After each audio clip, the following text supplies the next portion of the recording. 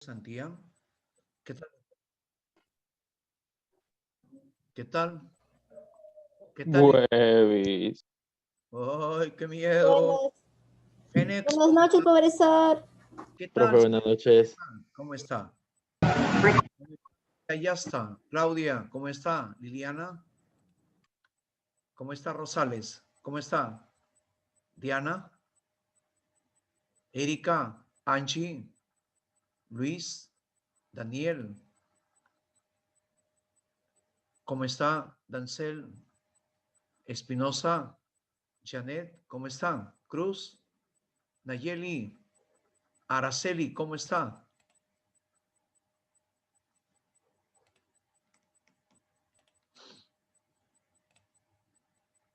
Qué miedo, güey. Señor Genex, ¿está usted de anfitrión o de Gox? Para que me dejen compartir, por favor. No, Estoy profe. esperando. Ahí Bachmed. está. Gracias. Graciela. Muy bien. Gracias. Bien, vamos a empezar el repaso de temas de biología. Como el señor Bachimé me ha dicho que tenemos clase hasta las 2 de la mañana, de ahí pasamos con anatomía, ¿ya? Bien.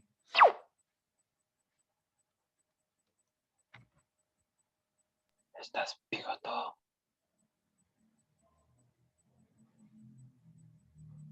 ¿Qué tal? Buenas noches. Bachimec. Luis Serna me está diciendo, profe, apúrate que ya me viene el examen. Recién se acuerda que el examen mañana, mira. Recién se acuerdan. ¿Verdad, señor Genex? Recién te acuerdas que el examen mañana. Así. No, no entiendo estos muchachos. Ay,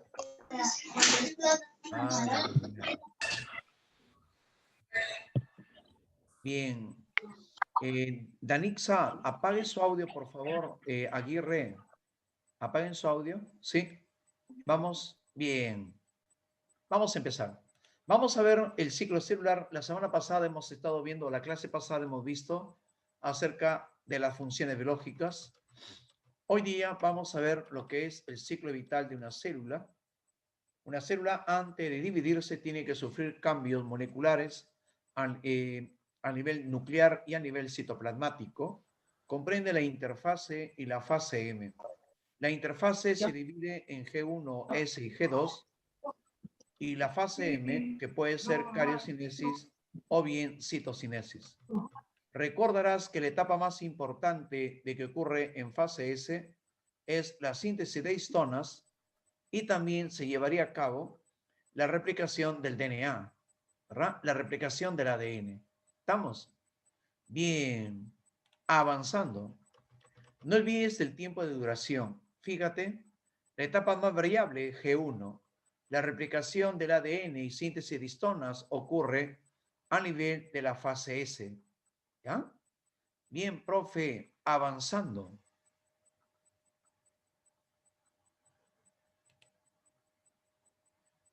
Bien.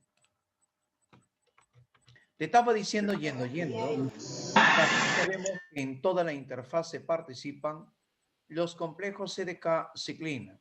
Romina, apague su audio, por favor, que estoy escuchando ruidos anómalos. Ay, qué asco, Evis. Bien, te estaba comentando, la interfase comprende G1S y G2. En toda la interfase participan complejos CDK ciclina. En toda la interfase ocurre la síntesis de ARN y de proteínas. En cada evento de la interfase G1S y G2 van a participar determinados complejos CDK ciclina. ¿Ya? Por ejemplo, la CDK4 ciclina D y la CDK6 ciclina D actúan sobre la G1 para estimular la transcripción genética. La duplicación del centriolo ocurre al término de G1, a fines de G1, por estimulación del complejo CDK2 ciclina E. La síntesis o replicación del DNA ocurre en fase S, por estimulación del complejo CDK2 ciclina A. Y en G2, la célula se prepara para entrar a la división celular por estimulación del complejo CDK1 ciclina B, llamado también el factor promotor mitótico. Hay punto de control acá en el ciclo celular En caso que ocurra un error en agregar una base hidrogenada, se tiene que detener el ciclo celular para poder reparar el daño. Y algo parecido también tiene el SARS-CoV-2, este beta-coronavirus, por eso no muta tanto. Mira que estamos con este virus del año pasado, desde el año pasado en China, desde del mes de diciembre, quizás de octubre a noviembre. Pero lo importante es que el virus muta 2 o 3 veces por mes y surgen nuevas variantes. Entonces, también tiene encima, tiene componentes correctoras el SARS-CoV-2. ¿Ya? Entonces, estamos viendo los eventos de la interfase. Te decía que el evento más variable del ciclo celular es G1. Mira, el ciclo celular comprende interfase y la fase M. La fase M comprende la cariocinesis, mitosis o meiosis y la citocinesis. ¿Qué es lo que pasa, profe, en G1? Primero, en un cultivo de células de mamífero, esto debe estar durando sus 5 horas. Correcto, dura 5 horas. Y la constancia cromatínica es 2N, 2C. ¿Ya? Bien, profe. Pero entonces te decía que la más variable del ciclo celular participa complejos de CDK-ciclina. ¿Estamos? Bien, profe, no te olvides la duración 5 horas y la constancia cromatínica que es 2N2C. La más variable es G1. En la fase S te decía que ocurre la replicación del ADN y la síntesis de histonas y activan el complejo CDK2 ciclina A para estimular la replicación del DNA. ¿Cuánto dura en un cultivo de células de mamíferos? 7 horas. La constancia cromatínica es 2N4C. Date cuenta. Entramos a la G2. Dura 5 horas. La constancia cromatínica es 2N4C. En G2 sabemos que la célula se prepara para la división celular. Acá participa el complejo CDK1 ciclina B o factor promotor mitótico. Mira, te decía que G1 es la más variable. Hay células que tienen un G sub 0 largo, lo encontramos en las células quiescentes, que son células estables, pero que basta un estímulo para desatar su poder proliferativo. ¿Estamos?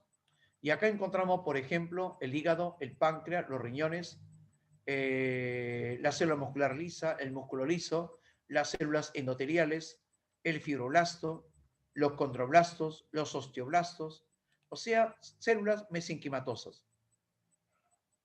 Son células quiescentes, pero también hay células que están en constante división celular, le llamamos células lábiles o células en constante división. Y allí vas a encontrar a las células epidérmicas de la piel, nuestras espermatogonias y las células hematopoyéticas. También hay células indivisibles, células que tienen un G sub 0 permanente, que ya se desviaron del ciclo celular. Ahí están las neuronas y las fibras musculares estriadas, ya sea esquelética o ya sea la cardíaca. ¿Estamos? Bien. Te estaba diciendo que una vez que la célula ha duplicado todos sus componentes moleculares y organelas, entra ahora a la mitosis. Es un tipo de división celular desarrollado por células somáticas, donde una célula diploide es capaz de originar dos células diploides, pero genéticamente idénticos al progenitor. ¿Pero para qué sirve la mitosis? Para la reparación de tejidos y también para el crecimiento. Y la mitosis es empleado por los organismos que tienen reproducción asexual. No olvidar que la mitosis se lleva a cabo en células diploides, pero también se puede llevar a cabo en células haploides. ¿Por qué? Si yo empiezo con una célula haploide, voy a obtener también dos células haploides genéticamente idénticos al progenitor. O sea que en la mitosis obtengo un clon de células. Mira las etapas que comprende la profase, la prometafase, metafase, anafase y la telofase. ¿Qué ocurre en la profase? En la profase, fíjate, la pepa, la esencia, se forma el uso acromático, comienza la desintegración del nucleolo. ¿Qué ocurre en la prometafase? Término de la desintegración del nucleolo y la desintegración de la carioteca mediante fosforilación de la lámina nuclear. ¿Qué ocurre en la metafase? Hay una máxima condensación cromatínica, la célula entra a un silencio génico, Correcto. Entonces, es la etapa ideal para elaborar cariotipos. Los cromosomas se disponen al azar en el plano ecuatorial.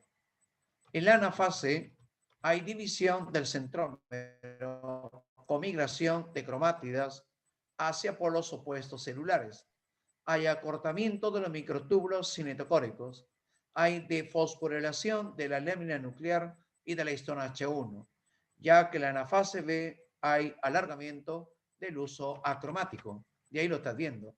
En la telofase de la mitosis, telofase es cariocinesis, ¿no? Entonces, reaparece la carioteca a partir del retículo endoplasmático rugoso y su lámina nuclear que le va a dar estabilidad.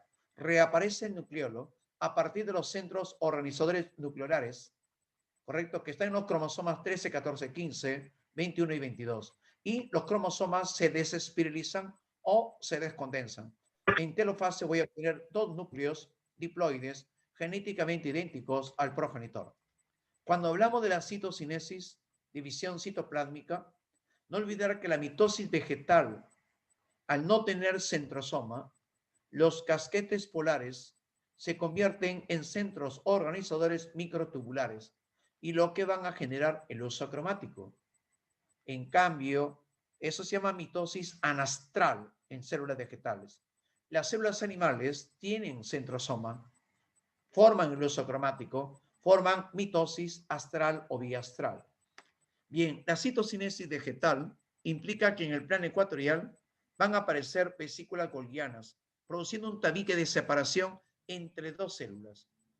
Esas vesículas golgianas contienen microtúbulos, microfilamentos, contienen pectina, contienen hemicelulosa. Esas vesículas golgianas se van a fusionar originando el fragmoplasto para que éste evolucione hacia una placa celular, una lámina media, finalmente la pared celular. Entonces, célula vegetal, citocinesis, conformación del fragmoplasto, porque en células animales ocurre con la formación del anillo contráctil. Es que en las células animales, en el plano ecuatorial, aparecen proteínas contráctiles, actina, actinina y miosina. ¿Qué hacen esas proteínas contráctiles? Estrangulan a la célula a nivel del plano ecuatorial. Anillo contráctil es a célula animal y fragmoplasto es a célula vegetal. La meiosis también es un tipo de división celular en la cual ocurre en células gaméticas. Una célula diploide origina 4 células haploides y comprende 2 divisiones celulares, meiosis 1 o división reduccional, meiosis 2 o división ecuacional. Una meiosis 1 o división reduccional se inicia con una célula diploide para obtener 2 células haploides.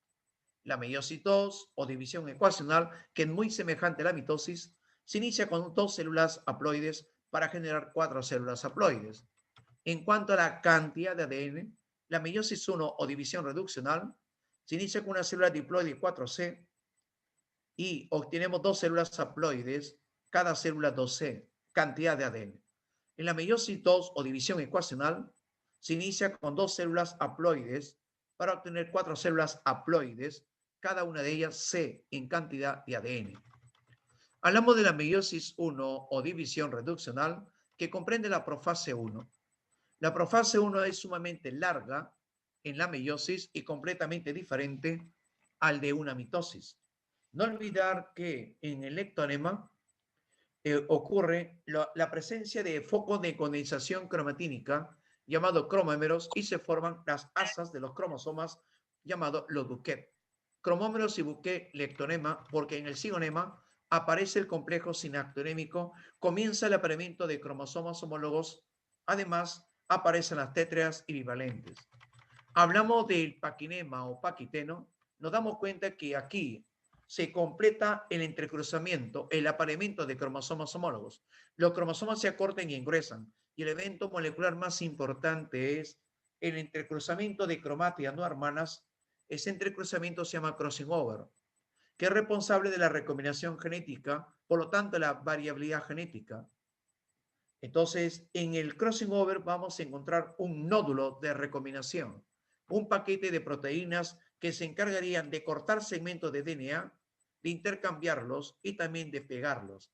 Hay en ese nódulo de recombinación endonucleasas, DNA polimerasas y la DNA ligasas. ¿Qué ocurre en el diplonema?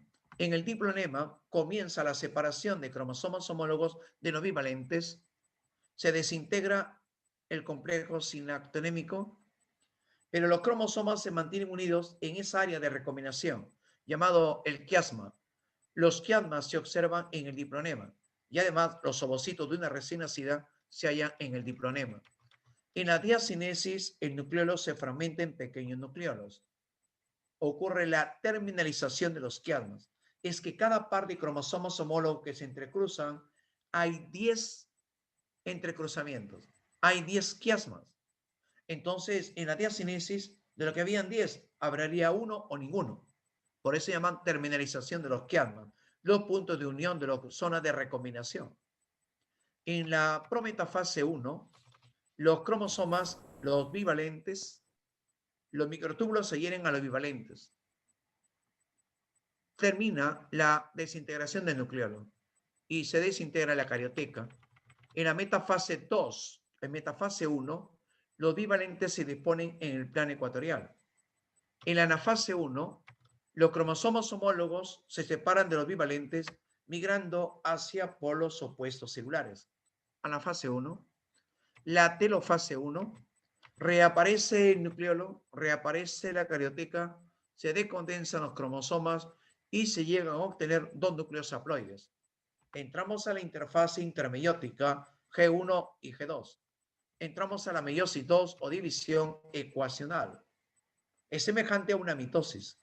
Por eso la profase 2 aparece el uso acromático, ¿correcto? Aparece el uso acromático, se forma el uso acromático, se desintegra, comienza la desintegración del nucleolo en la profase 2.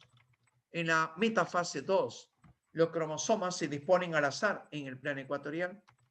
En la anafase 2 hay división del centrómero con migración de cromátidas hacia polos opuestos celulares. En la telofase 2 se originan 4 núcleos, reaparece la carioteca, reaparece el nucleolo, se decondensan los cromosomas. Al final vamos a obtener 4 células haploides.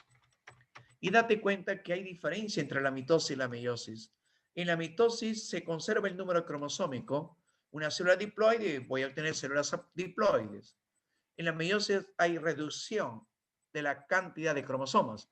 O inicio con célula diploide y termina con células haploides. La mitosis involucra una sola división celular, obteniendo 2 células hijas. La meiosis hay 2 divisiones celulares, obteniendo 4 células hijas. En la mitosis no hay apareamiento de cromosomas homólogos. En la meiosis hay entrecruzamiento, hay crossing over, hay recombinación genética. La mitosis se desarrolla en células no gaméticas o células somáticas. La meiosis ocurre en células gaméticas. En la mitosis se obtienen células genéticamente idénticas. En la meiosis, células genéticamente diferentes. La espermatogénesis se inicia en el varón a partir de la pubertad y a partir de la pubertad es continua o se lleva a cabo a nivel del testículo en el túbulo seminífero. Dura 74 días.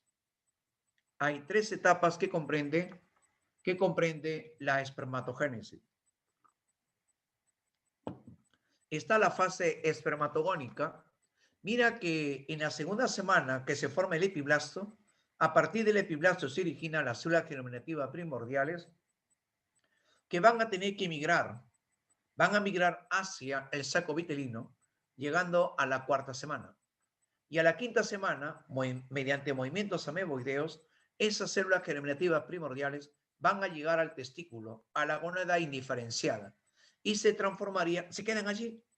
Y cuando llega la pubertad, comienza a transformarse en una espermatogonia oscura de tipo A. Por divisiones mitóticas, ahora corre a cargo de formar un pool de espermatogonias. La espermatogonia clara de tipo A, de ahí espermatogonia de tipo B, ese célula diploide aumenta de tamaño y se origina el espermatocito primario diploide. O sea, en la fase espermatogónica son full mitosis que me va a permitir formar un pool de espermatogonia a partir de una célula germinativa primordial. Entonces, el producto final de una fase espermatogónica es obtener el espermatocito primario diploide.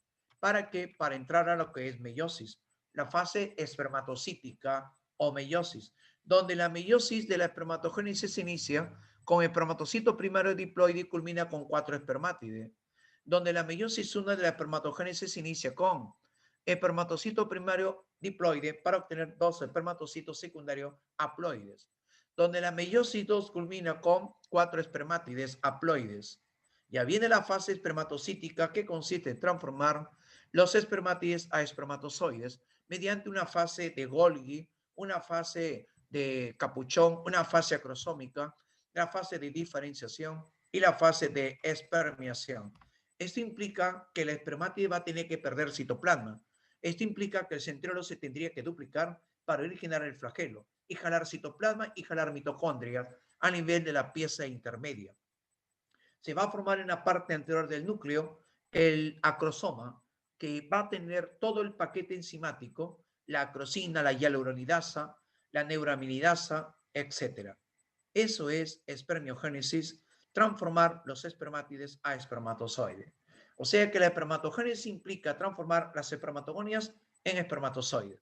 La fase espermatocítica implica, a partir de espermatocitos primarios diploides, obtener 4 espermátides.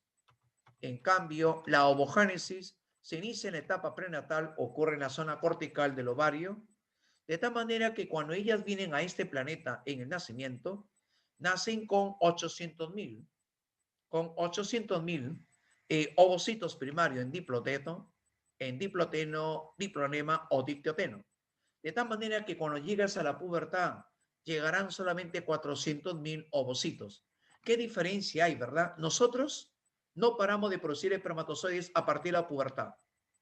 En cambio, las mujeres al 5º mes ya tenían 7 millones de ovocitos primarios. 7 millones. Al séptimo mes comienza la degeneración y al nacimiento vienen solamente con 800.000 ovocitos primarios en diploteno.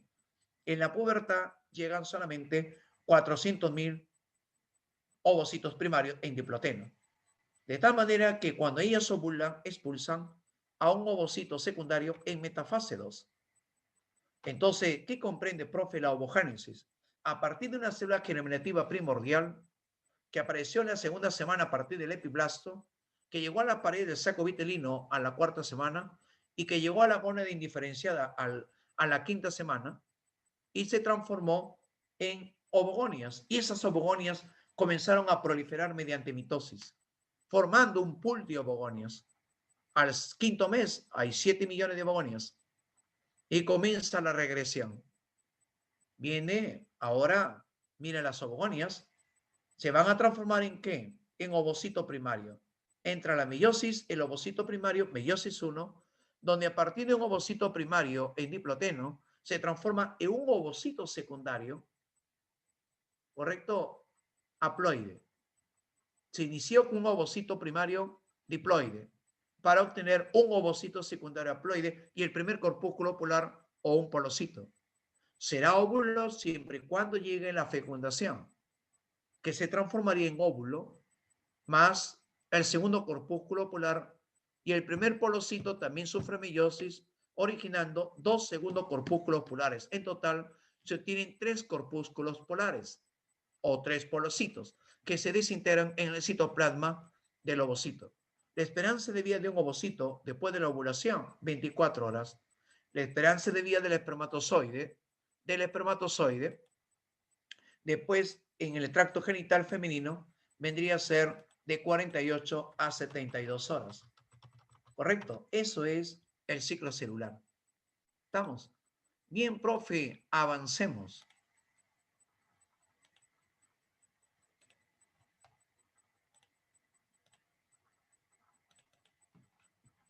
Bien, te estaba diciendo, yendo. Ya tú ya sabes que el flujo de la información genética implica que el DNA puede sintetizar nuevas moléculas de DNA llamado replicación. La enzima de la replicación es una DNA polimerasa. Del DNA se puede copiar la información de una de las 2 cadenas para sintetizar ARN mediante transcripción. La enzima de la transcripción, una RNA polimerasa. Pero ese ARN mensajero que transporta los codones se va al citoplasma, se acoplan los ribosomas, igual que lo hace el SARS-CoV-2. ¿Correcto? El SARS-CoV-2 es un virus que tiene envoltura, y en la envoltura encontramos las proteínas estructurales. La proteína S, spike o en pico, y tiene la proteína E de envoltura y la proteína M de membrana. Cuando el virus ingresa por nuestras vías respiratorias altas, tiene receptores en la mucosa oral, en la lengua, en la faringe, tiene receptores en el hemocito tipo 2 del alveolo pulmonar, tiene receptores en el corazón, tiene receptores en el cerebro, tiene receptores en el intestino, tiene receptores en la vejiga.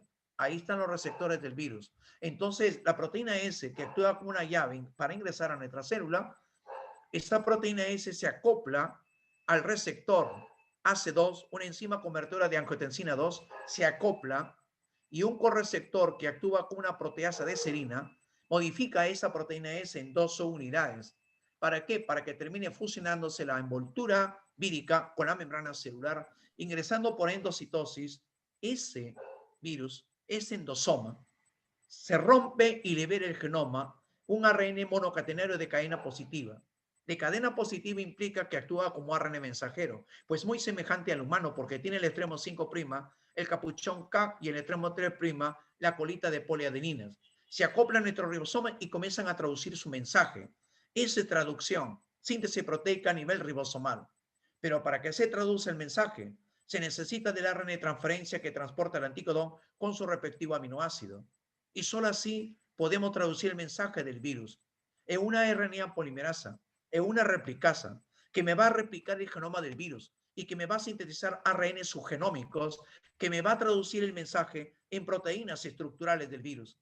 Utilizaría la membrana del retículo endoplasmático rugoso, madurará en el Golgi y el Golgi sale como vesícula de secreción y por exocitosis salen nuevos virus. El flujo de la información genética implica entonces que el ADN puede generar ADN mediante replicación. La enzima de la replicación del DNA vendría a ser las DNA polimerasas. Transcribir es copiar la información del DNA en un ARN mensajero. Transcribir la enzima de la transcripción, la RNA polimerasa. Podemos traducir el mensaje en el citoplasma porque ahí están los ribosomas. Entonces en el ribosoma ocurriría la traducción genética. Entonces, para esto, el ARN mensajero se acopla a los ribosomas a nivel de la unidad menor y vienen los ARN de transferencia dejando el respectivo aminoácido con su anticodón. Y se van agregando aminoácido tras aminoácido. ¿Listo? Eso es lo que hacemos nosotros para el virus. Y alucínate, nos utilizan. Entonces, este virus ha mutado. El primero que aparece fue en el año 2002, ¿verdad? Entonces, este tema de la pandemia es bien bonito cuando uno estudia a este SARS-CoV-2. Es un coronavirus, un virus. Generalmente las pandemias han sido causadas la mayoría por virus tipo ARN. El virus HIV del año 82, ARN, monocatenario de cadena positiva, pero que pertenece a la clasificación de Baltimore de la clase 6. Este coronavirus SARS-CoV-1 del año 2002, 80% compatible con el genoma del SARS-CoV-2 actual. Después del año 2009 viene el virus de la influenza, el virus AH1N1. Después del año 2012 viene el MERS, el síndrome respiratorio del Medio Oriente, que atacó a Arabia Saudita. Correcto, el MERS. Y después del año 2015 viene el virus del ébola, también ARN. Y ahora viene el SARS-CoV-2, un virus mejorado, un virus evolucionado. Ya te decía en la clase pasada que hemos tenido repaso, te decía que los virus comparten características con los seres vivos, como la herencia, la mutabilidad. Los virus evolucionan también, los virus se adaptan. Si a mí me agarra el virus, me la pasé solamente con una pequeña malestar, listo, y mañana en 2 días estoy ok. El virus aprendió a adaptarse para no matar al huésped. Pero hay virus que no se pueden adaptar y perjudican al huésped. El huésped responde de manera inmunológica, liberando citoquinas proinflamatorias que desatan todo este proceso inflamatorio a nivel alveolar. Ya, eso es consecuencia de nuestro sistema inmunológico. El virus ya nos dejó. Ya en la fase 3 ya no debemos tener viremia. Los virus ya abandonaron ya. De hecho, que hacen septicemia, ¿verdad? Bien, entonces para que entiendas esto del flujo de la información, te hago recordar, porque esto ya venía en el examen de la semana pasada, el día jueves que dio el área A. Cuando llegamos a la genética mendeliana, hablamos de Mendel, un monje austriaco agustino, que es considerado como el padre de la genética moderna. Nace en el año 1822 y muere en el año 1884. 62 años, muy joven se fue Mendel.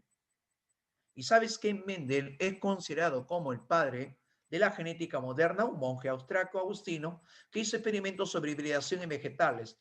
Y fueron tres grandes científicos, Corren, Sherman y de Vries, que redescubrieron las leyes mendelianas. El material biológico de Mendel fue Pisum sativum.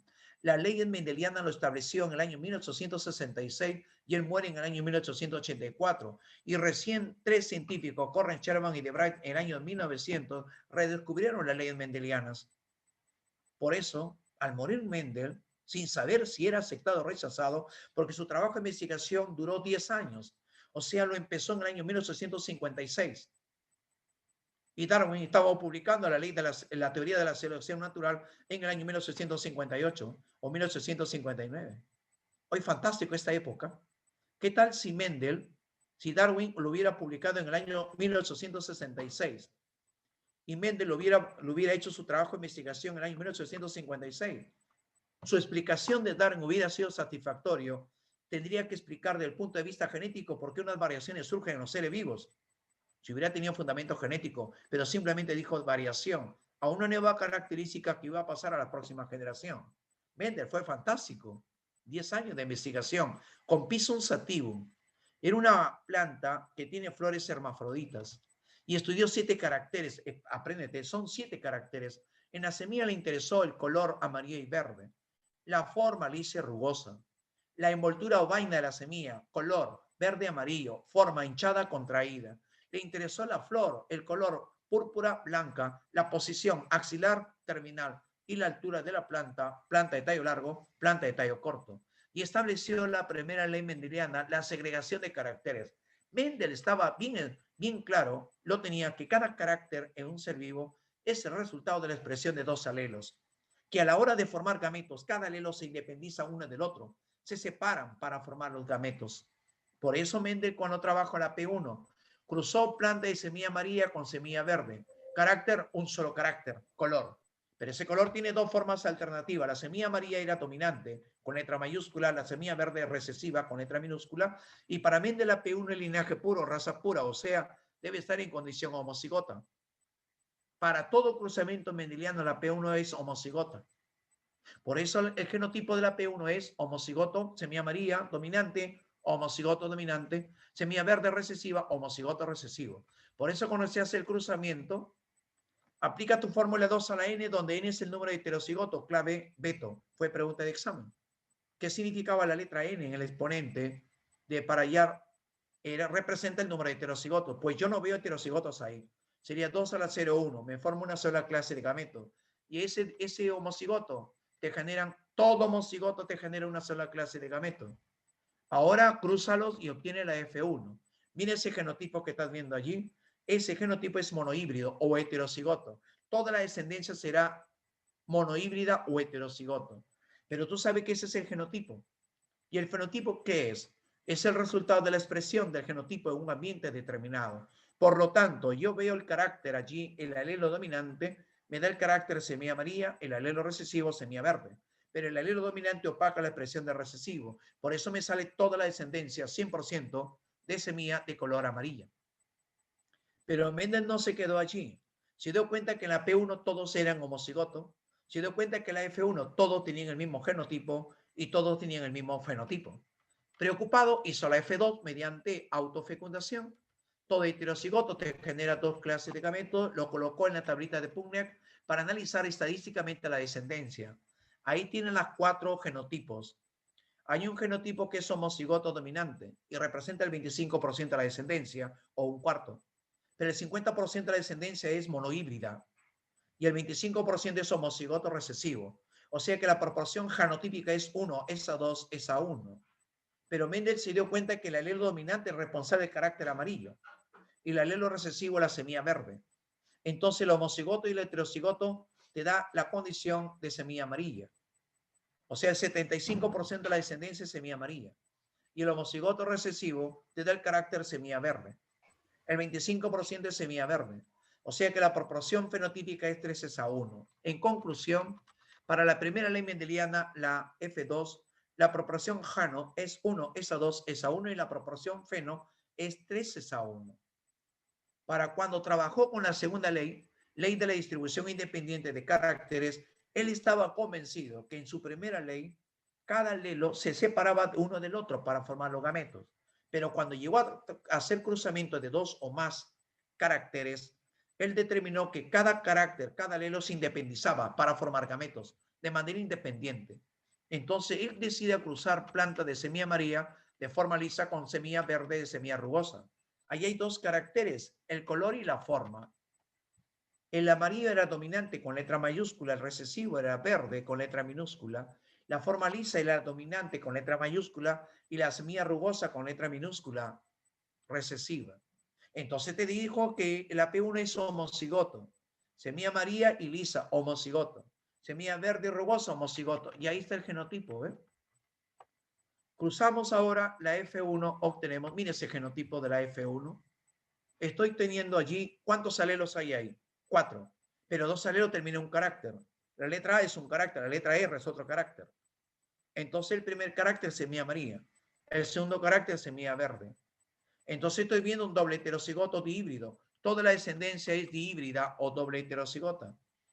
¿Pero qué expresan esos alelos? El fenotipo. ¿Qué fenotipo tiene el primer carácter? Semilla amarilla, el segundo carácter semilla verde o semilla lisa. Está viendo que toda la descendencia será amarilla, semilla amarilla de forma lisa. Preocupado con la F2, lo autofecunda. Todo heterocigoto te genera 2 clases de gametos, pero un dihíbrido te genera 4 clases de gametos. Y si quieres, haya tu fórmula matemática, 2 a la n. N es el número de heterocigotos. ¿Cuántos heterocigotos tiene ese genotipo? El primer individuo. Hay 2 heterocigotos. 2 a la 2, 4.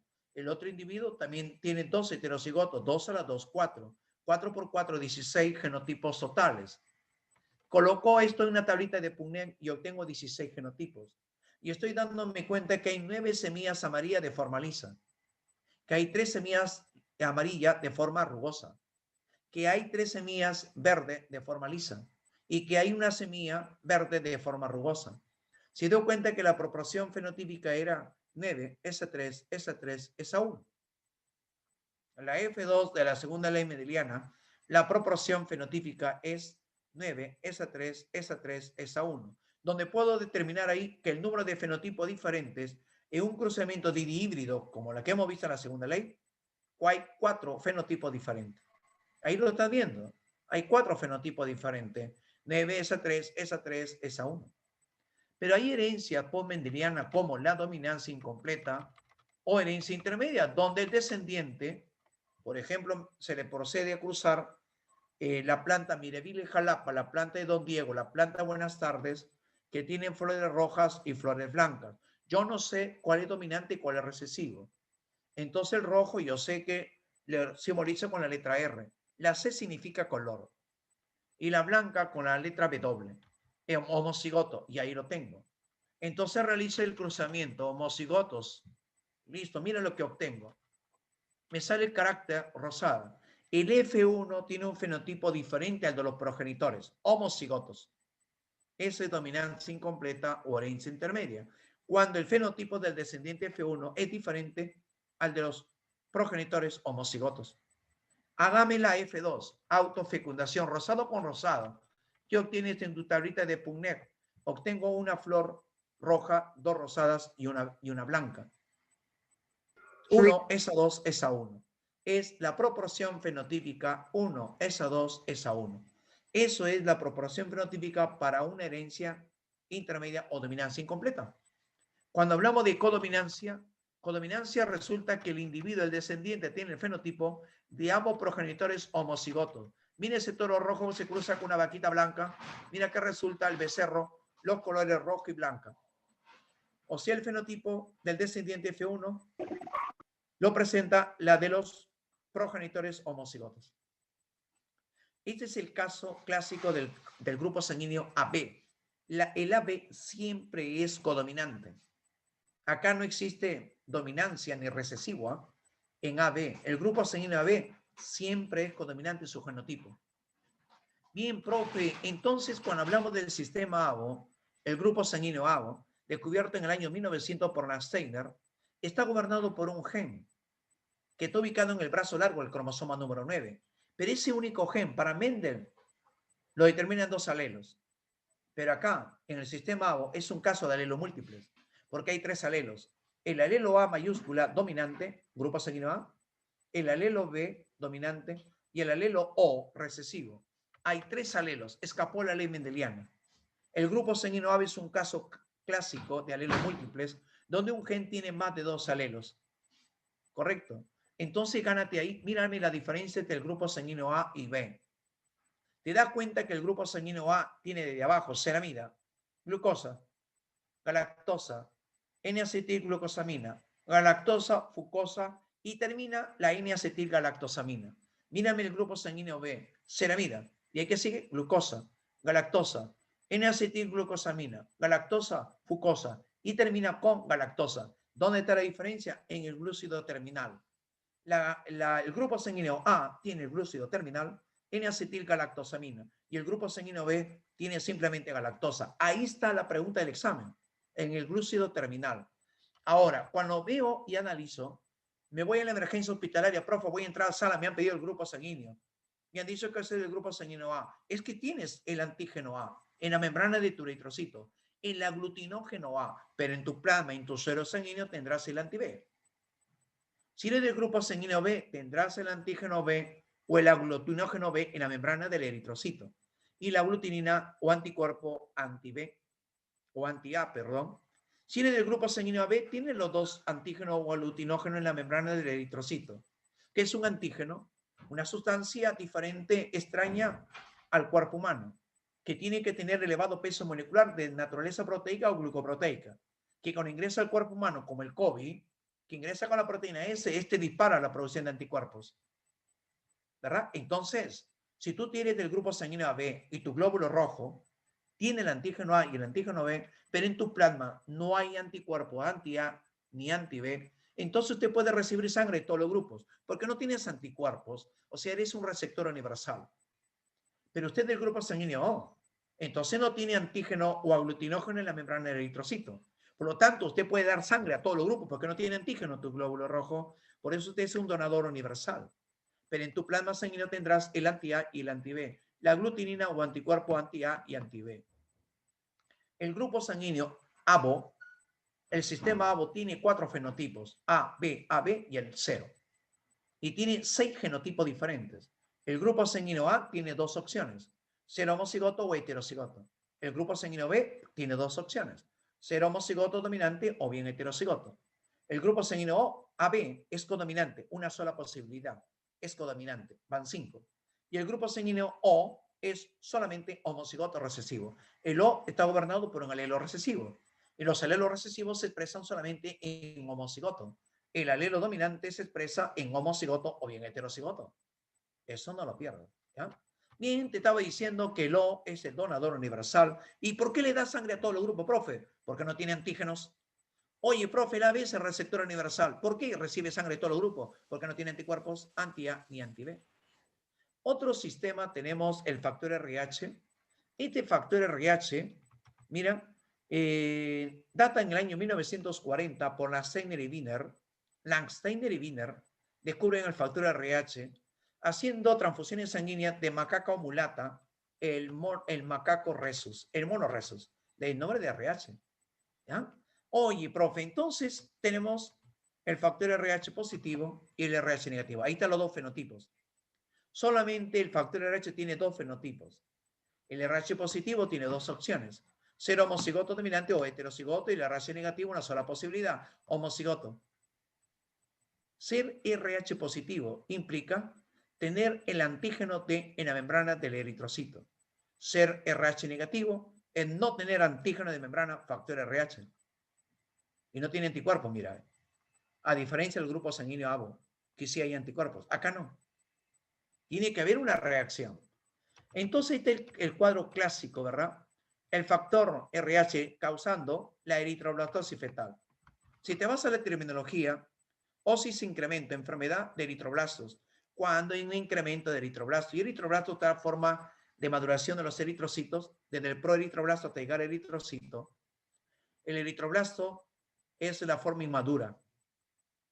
es un incremento de eritroblastos. Entonces se establece cuando el padre es RH positivo, la madre es RH negativa. Vamos a tomar que el padre sea RH positivo homocigoto. Y ahí está. La madre tatácito, como siendo RH negativa, siempre será homocigoto recesivo. Entonces, toda su descendencia tendrán que ser RH positivo. Vamos a pensar en una mujer que es su primer embarazo, que no ha pasado problemas, no ha tenido amenaza de aborto, no ha habido incompatibilidad de grupos sanguíneos, no ha tenido algunas pruebas invasivas, una amniocentesis, no ha tenido nada. Todo ok su embarazo. Llega el 9º mes, llega el trabajo de parto y el parto comprende 3 periodos. Dilatación, periodo expulsivo, la salida del feto, ya salió el feto, y el periodo de alumbramiento. El ginecólogo está esperando que se desprenda la placenta y se desprende aproximadamente a los 15 minutos de ocurrido el periodo expulsivo. Ya salió el feto, olvidémonos del feto, ya salió, primer embarazo. Cuando la placenta se desprende en la etapa de alumbramiento, la placenta tiene una cara fetal y una cara materna. Cuando se desprende la placenta, de hecho que va a haber una pequeña hemorragia. Los glóbulos rojos fetales de la cara fetal de la placenta pasarán a la madre. Y la madre es una RH negativa. Y le está pasando glóbulo rojo con el antígeno D, que tienes RH positivo. Y la madre lo detecta como extraño. Y eso extraño es anticuerpo. Pero el feto ya salió. Cuando se vuelve a embarazar en poco tiempo, 9 meses, 8º mes después del embarazo, del primer embarazo, se vuelve a embarazar. Y esos anticuerpos primero son IgM y después son IgG. Igualito la prueba del COVID. La prueba rápida que te hacen, la IgM, una prueba, hasta con la enfermedad IgG. Bueno, profe, los dos están incrementados, están en el periodo activo. La IgG y la IgM está cero y la IgM está elevada. Este pata ha tenido COVID hace un mes. Bueno, igualito para la madre gestante que ha tenido su primer embarazo, ya quedó sensibilizada, ya tiene anticuerpos, se vuelve a embarazar. Los anticuerpos, los únicos que pueden atravesar la placenta, es la IgG, la inmunoglobulina G. Es la única que puede atravesar la placenta. El GANDE son las inmunoglobulinas G, A, la M, la D y la E. La E sale por shock anafiláctico, incrementado, pero la IgG es la que puede atravesar la barrera transplacentaria y se va al feto en buscarle los glóbulos rojos. Se prende los glóbulos rojos, lo comienza a hemolizar. El hígado y el vaso se bloquean, le llegan glóbulos rojos muertos, comienza... ¿Qué tiene el glóbulo rojo? Hemoglobina. ¿Qué pasa con la hemoglobina cuando es metabolizada en el hígado? Se transforma en bilirrubina, profe. Es tanta la mortandad de glóbulos rojos, por lo tanto se incrementa la bilirrubina en sangre y el pequeño nace quizá rosadito todavía. Pero el pediatra le dice, señora, le vamos a dar de alta, pero si usted lo nota amarillito a su hijito, lo lleva al hospital inmediatamente. A las 24 horas de dado el alta a la madre con el neonato, a las 24 horas el pequeño se pone amarillo. La coloración amarillenta de piel y mucosa se llama ictericia neonatal en este caso. Entonces el pequeño tiene bilirrubina incrementada, lo lleva al hospital, lo recibe el pediatra por suerte, el pediatra que lo había atendido el día anterior, y le dice, señor, no se preocupe, va a entrar a UCI. Entonces va a entrar a UCI de neonatología y entra la técnica de bajar la cantidad de bilirrubina, la fototerapia, la sanguinotransfusión si no funciona y después la transfusión sanguínea nueva si es que no funciona. Pero lo importante es que lo ingresan a UCI de neonatología y ahí es bajar la concentración de bilirrubina. Le han hecho un examen previo al pequeño, han encontrado 10 de bilirrubina, 10 gramos por decilitro. Oye, te trajo una hiperbilirrubinemia. Entonces, fundamentalmente hay que bajarla. Bien, comienza a bajar. Fototerapia, bendita oscura, Calatayud con su pañal chibolo, listo. Comienza la luz a oxidar la bilirrubina en exceso en la piel. Lo importante es bajar, porque si la madre dice, hoy día lunes se puso amarillo, no, lo digo el viernes todavía que estoy libre. Al viernes ya fue ya. Esa bilirrubina está volando más de 30 gramos por decilitro. Oye, miligramos por ciento. ¿Y sabes qué? Esa hiperbilirrubinemia, esa excesiva cantidad de bilirrubina, van a precipitar los ganglios basales cerebrales. Y le va a predecir el carnícteris. El carnícterus se refiere a un retardo mental. O sea, la madre llega el viernes bien fresca al hospital. Doctor, se me puso, señora, ¿cuándo estaba así amarillito su bebé? Oh, ya hace como el lunes. ¿Qué? Bueno, señor, pediatra evalúa al paciente. El neonato. Chibolo no tiene reflejos. ¡Guau, el diablo! Señora, le vamos a bajar la bilirrubina, pero ya tiene daño cerebral. Tiene retardo mental el pequeño. Y a otro, si ha tenido 2, 3 embarazos, los pequeños que tienen incompatibilidad por factor RH acumulan líquido en la cavidad abdominal, ascitis, y se distiende el abdomen. Por eso las mujeres que tienen esta incompatibilidad no optan por el parto normal, optan por cesárea. Porque si tú no te das cuenta y optas el parto normal, ese segundo o tercer embarazo que sabes que es incompatibilidad, lo sacas por el trabajo de parto, te quedas con la cabeza en la mano, porque el chibolo nunca va a bajar por el canal del parto, porque el abdomen está distendido, lo tiene que sacar por cesárea. Ahora, ¿qué se hace, profe? Ahora, hoy día, para evitar estas complicaciones, a la madre se le inyecta la vacuna Rogan, correcto, la Rogan, que es una antiinmunoglobulina, un anti-RH. Le inyecta a la madre la 28ª semana. Listo. Viene el trabajo de parto, periodo de dilatación, expulsivo. Listo. Se queda el periodo de alumbramiento. Se desprende la placenta. Pasa un glóbulo rojo fetales hacia la madre. Pero la madre ya tiene anticuerpos. Comienzan a neutralizar para evitar que quede sensibilizada la madre. Y se asegura a las 72 horas le colocan la segunda dosis de Rogan. Esa alternativa 5 del examen era verdadera. A la madre se le coloca la Rogan para evitar su sensibilización frente al factor RH. Bien, incompatibilidad materno-fetal, enfermedad hemolítica del recién nacido, correcto, ictericia neonatal. Bien, profe, avancemos.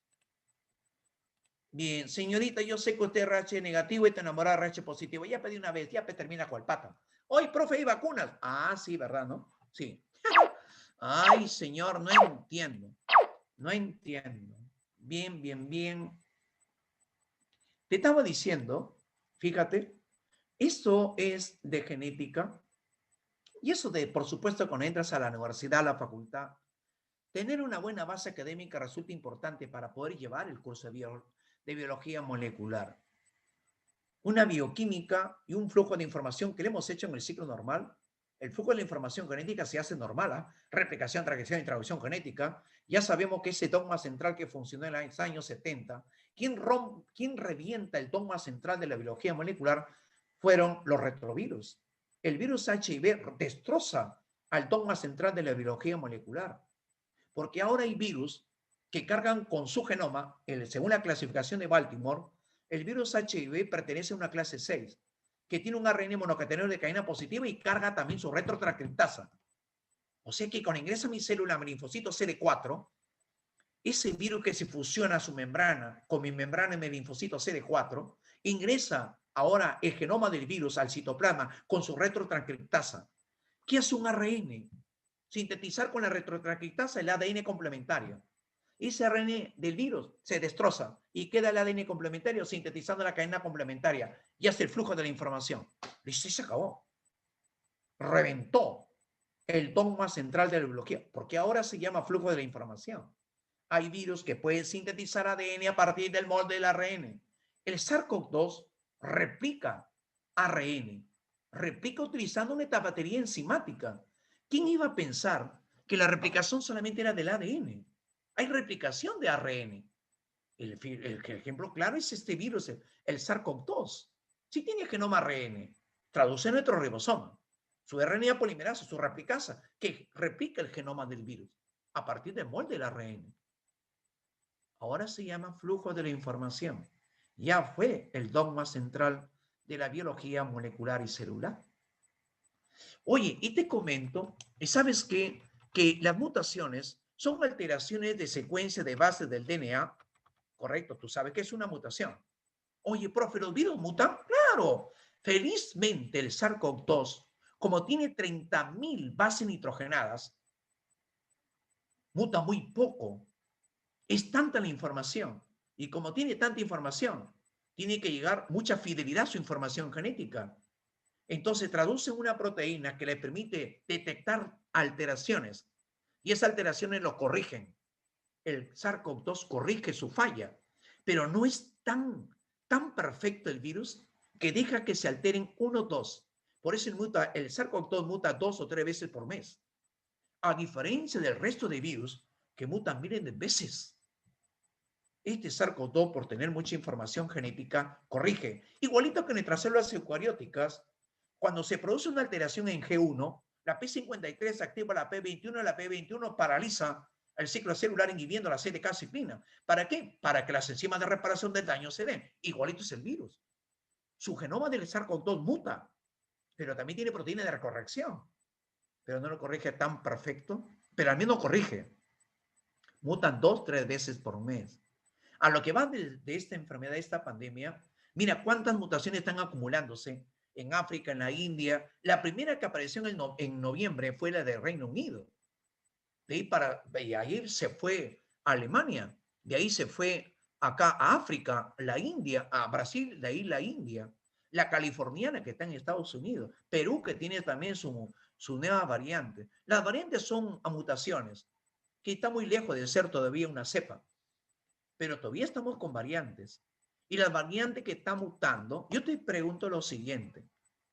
La vacuna Sinopharm utiliza el virus y el virus del SARS-CoV-2. ¿Qué tiene el virus SARS-CoV-2? ¿No tiene envoltura? ¿No tiene la proteína S? ¿No tiene la proteína E? ¿No tiene la proteína M? ¿No tiene su proteína estructural, la proteína N, que se une a su genoma para formar el núcleo cápside? Ese virus, esa plantilla del virus, los chinos lo han inactivado para evitar que provoque enfermedad, me lo están inyectando. Ahora, cuando me inyectan mi sistema inmunológico, mis anticuerpos, que falta estudios todavía, va dirigido contra la espiga, definitivamente. Y si la espiga ya mutó, ¿es una espiga diferente? Ah, pues. ¿Y el resto de proteínas que tiene el virus? O sea, mi sistema inmunológico sería anticuerpos policlonales. A diferencia de la vacuna que nos está inyectando de la Pfizer, la vacuna americana, ¿qué han hecho los americanos con los alemanes? ¿Qué han hecho? Han hecho del genoma del virus, de esa tira de ARN, que los 2/3 son de proteínas estructurales, perdón, no estructurales, y el tercio nada más tiene proteínas para traducir el mensaje de proteínas estructurales del virus. ¿Qué ha hecho? ¿Qué han hecho los americanos? Han cortado el gen que expresa el carácter, la proteína S. Y ese gen lo han incorporado dentro de una nanopartícula. Oye, nanopartícula, Webis. Estamos hablando de la mecatrónica, de nanopartícula dentro, no la envoltura lipídica. Me lo inyecta, pss, listo. Llegó a mi músculo, a mi músculo deltoide, a mi célula muscular, y se fusiona con la membrana celular de mi célula muscular. Ya ingresó al citoplasma el genoma del virus, el ARN que lleva el gen, nada más del gen, el gen S de la espiga. Entonces, ¿qué hacen? Los ribosomas se acoplan, como tontos que somos, se acoplan nuestros ribosomas creyendo que es nuestro genoma y traducen la proteína S. Y viene un proteosoma, lo particulariza, lo divide tan pequeño que estas proteínas S se van al retículo endoplasmático rugoso, donde hay una proteína bien bacán, chévere, que es la soplona, un complejo de histocompatibilidad mayor, y lo lleva a la proteína S y oye, anda, esto no es mi problema. Toma, anda, anda. Y se va a la membrana celular y lo presenta la proteína S. Y ahí viene la historia de todo el sistema inmunológico, la inmunidad celular, la formación de anticuerpos. Oye, es fantástico. Pero lo único que nos ha inyectado la Pfizer es el genoma del virus. Pero este virus está mutando. Entonces el problema va a ser después. La vacuna Sputnik 5, la de los rusos, esto ha sido fantástico. Estos han utilizado un vehículo de un adenovirus que tiene ADN y tiene cápside, simetría y cosaédrica. Le han sacado su genoma del virus, del adenovirus que causa infecciones en los adenoides. Le han sacado de su ADN el gen que produce la enfermedad en el humano. Y le han inyectado ahí el genoma del virus, el gen S, gen S, gen S. Y ¡pam! Me lo han inyectado. ¡Oh! Y cuando el virus ingresa, se abre y deja el genoma, el ADN del adenovirus, ingresa al núcleo. Y en el núcleo transcribe el ARN, se va al citoplasma, se acopla al ribosoma y traduce en la proteína S, parecido a la Pfizer. Pero acá utiliza un vehículo. Es una transfección, Webis. Hablando de mutaciones. Oye, y las mutaciones pueden ser mutaciones puntuales, moleculares, ¿correcto?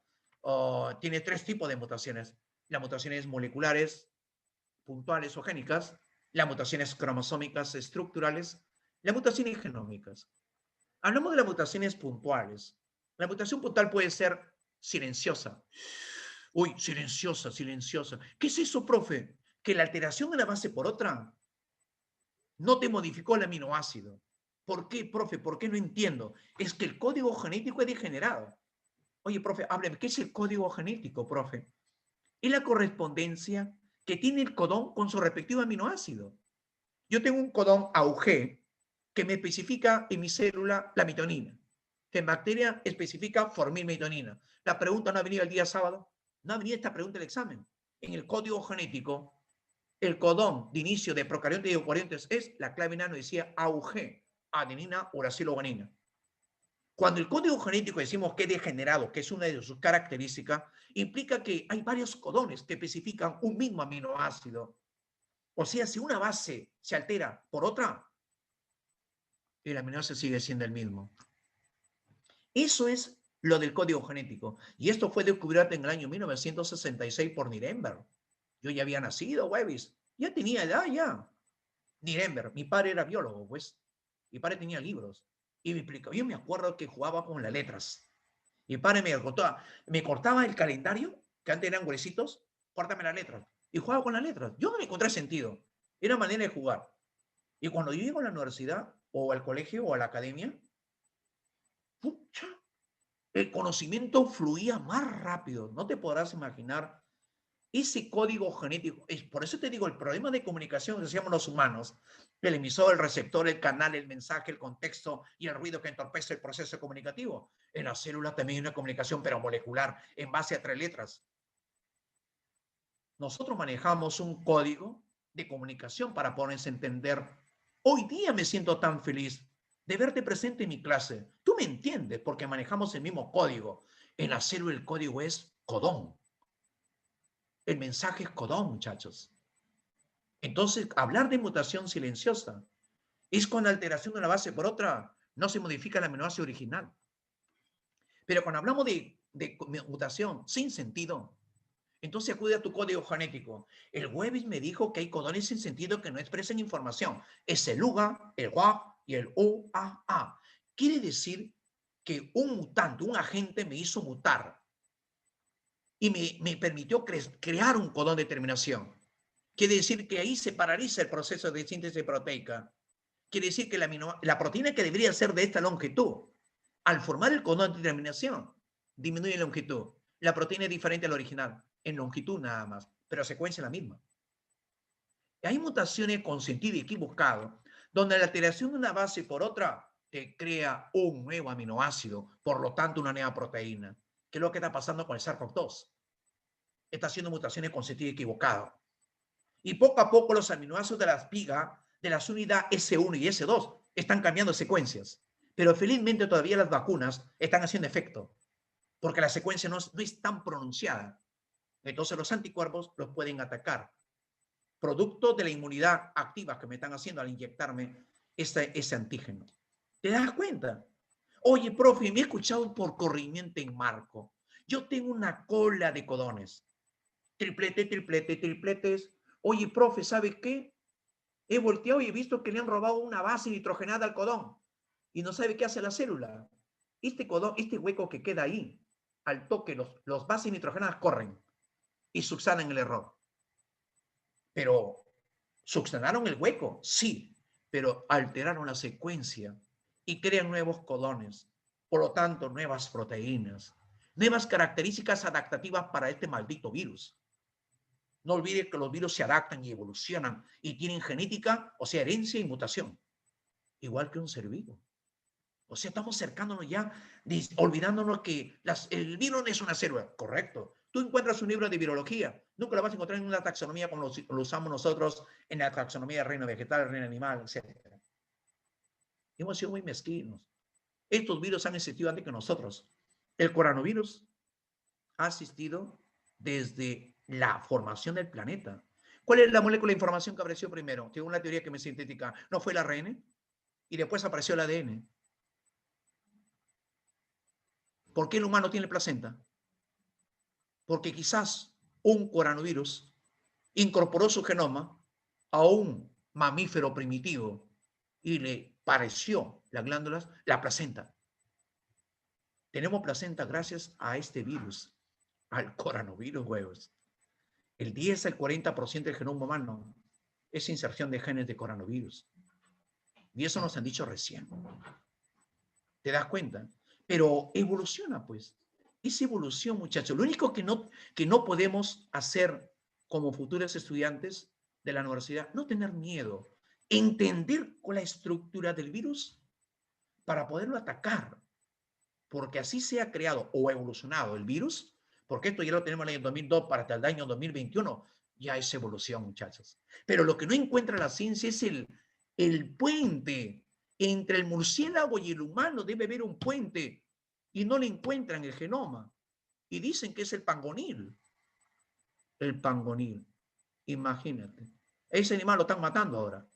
Porque el pangonil dicen que es el puente para que el virus del murciélago haya mutado al pangonil, el pangonil lo transmite al humano. Y que es así.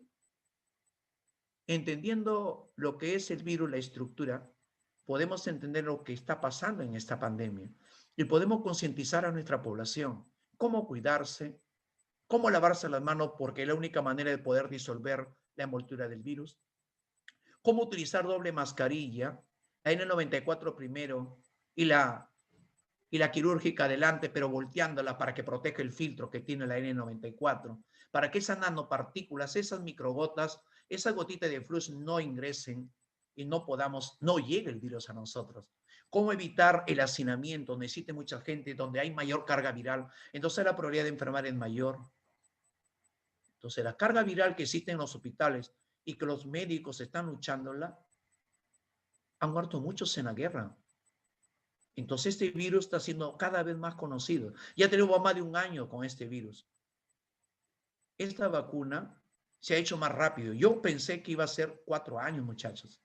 Y revisando la historia del SARS-CoV-1 que apareció en el año 2002 y que tiene semejanza genética con el SARS-CoV-2, la vacuna se ha hecho en septiembre nada más. Los rusos sacaron primero porque ellos sabían que ya había aparecido este SARS-CoV en el año 2002. Por eso la vacuna salió en septiembre o en octubre. Y acá en nuestro país llegó en diciembre, en enero. En otros países la vacuna en Chile ha sido en diciembre. La primera vacuna ha sido en Rusia y en el Reino Unido en noviembre. Tan rápido, y me acuerdo que la historia estaba en el año 2002. Entonces la vacuna ya estaba por hacerlo. Pararon porque no hubo pandemia.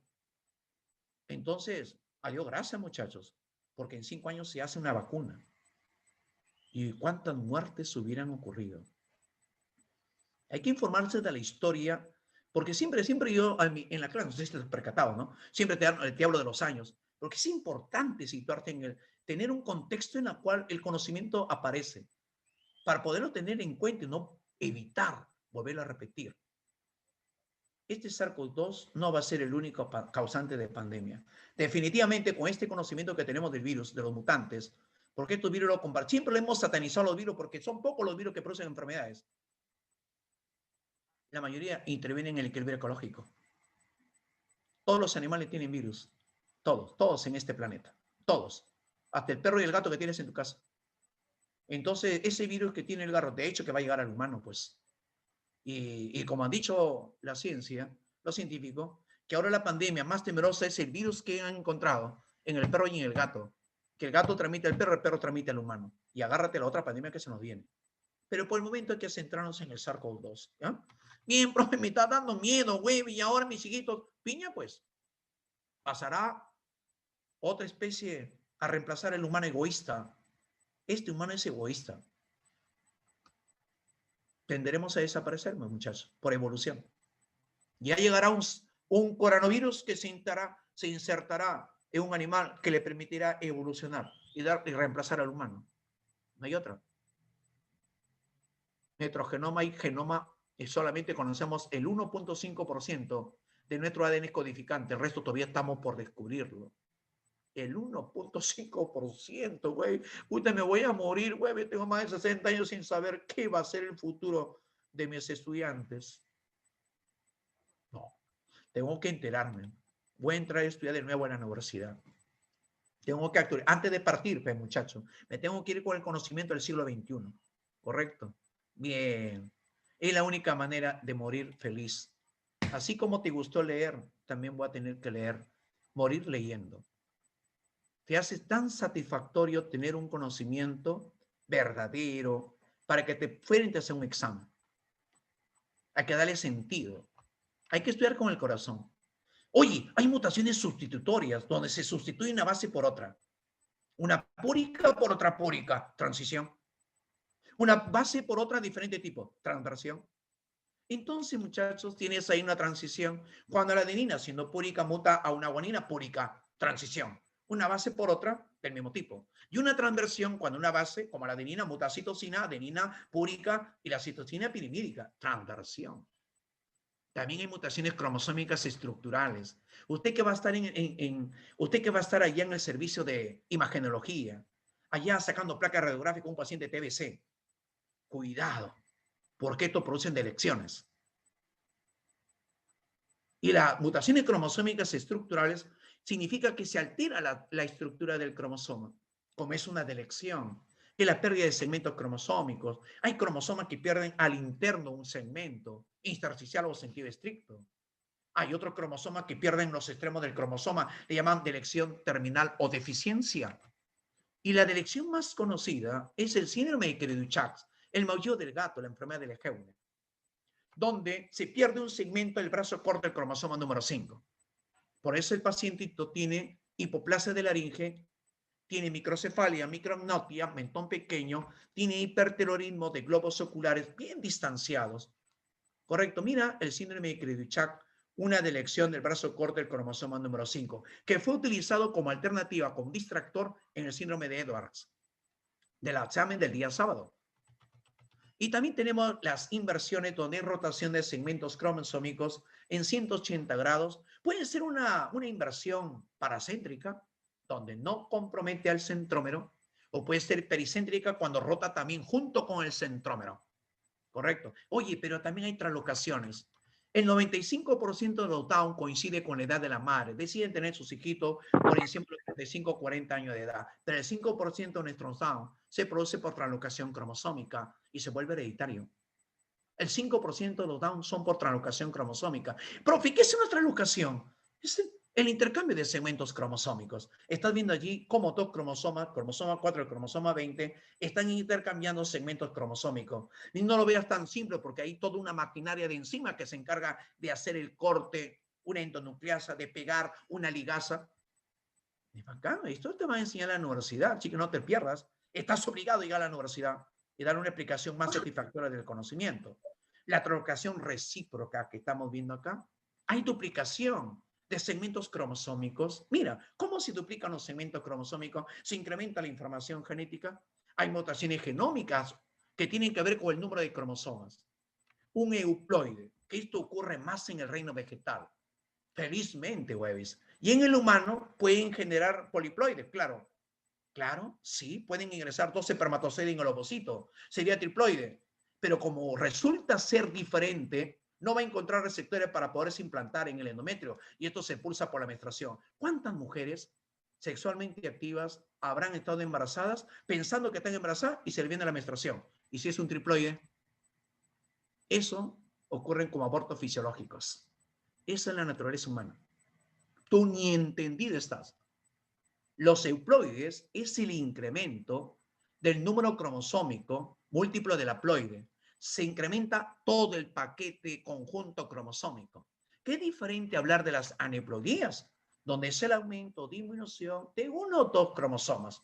Yo tengo 46, soy diploide, 2N, correcto, 46, pero en el par 23 tengo un solo cromosoma, 2N menos 1, tengo 45, le llamamos monosomía.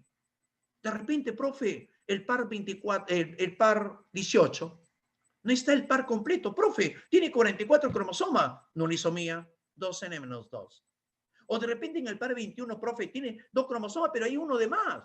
Trisomía, 2N más 1, tengo 47 cromosomas. O puede ser un doble trisómico, ¿verdad?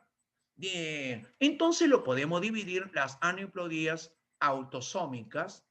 Por ejemplo, la trisomía del par 3, el síndrome de Patau. Puede ser varón o puede ser mujer. Tiene un cromosoma de más en el par 13. Oye, profe, ¿cómo se produce esto? ¿Te acuerdas la anafase 1? Cuando este par de cromosomas se separaban nada más y se iban a polos opuestos. ¿Te acuerdas? Y si no se separan, se van juntitos de la mano, se enamoraron el camino, la otra célula le va a faltar un cromosoma. Se produce por la no disyunción de los cromosomas durante la anafase 1 o durante la anafase 2. Las aneuploidías surgen por no disyunción o no separación de cromosomas en anafase 1 o anafase 2. ¿Te das cuenta? Ay, profe, me das miedo. No tengas miedo, güeyes. Oye, profe, ¿qué tiene el patao? ¿Qué características fenotípicas? El patao tiene ausencia de bulbo olfatorio, anosmia. Tiene paladar hendido, labio leporino, polidactilia. Tiene microstalmos, malformaciones congénitas, con malformaciones cardíacas, digestivas y urinarias. La que venía en el examen ha sido el síndrome de Edwards. Trisomía del par 18. Correcto. Tiene un cromosoma de más en el par 18, puede ser varón o puede ser mujer, 47 cromosomas que, XX, más 18. O puede ser varón. Lo interesante es que el Edward tiene mentón pequeño, micrognatia, tiene occipuxio prominente, calcáneo prominente, por eso le llamaban pie mecedora o bastón de alpinista. Y también tiene lóbulo auricular faunesco y además de implantación baja. Y además, mira mi dedo, hay sobreposición de los dedos. El índice sobre el dedo medio y el meñique sobre el dedo anular. Eso es un Edwards. La trisomía más conocida es el trisomía del par 21, el síndrome de Down. Tiene la cara, puede ser varón o puede ser mujer. No olvides que el Down tiene cara redonda y plana, tiene las hendiduras palpebrales oblicuas dirigidas hacia arriba, tiene picante, una membrana en el ángulo interno del globo ocular, tiene edema de lengua, macroglosia, también tiene hipotonía muscular, tiene la mancha de Bruchfeld en la pupila, en el iris, la mancha de Bruchfeld. Mira, y tiene un cromosoma de más en el par 21. 5% notado es por translocación cromosómica. Pero también están las aneuploidías de los alosomas o gonosomas. Ahí está el síndrome de Turner. Turner, profe, tiene 45 cromosomas. Le hace falta un cromosoma sexual X. Por eso es un 2N-1, una monosomía sexual, una monosomía de los alosomas. ¿Qué tiene el Turner, profe? Primero la cromatina sexual. ¿Qué es cromatina sexual?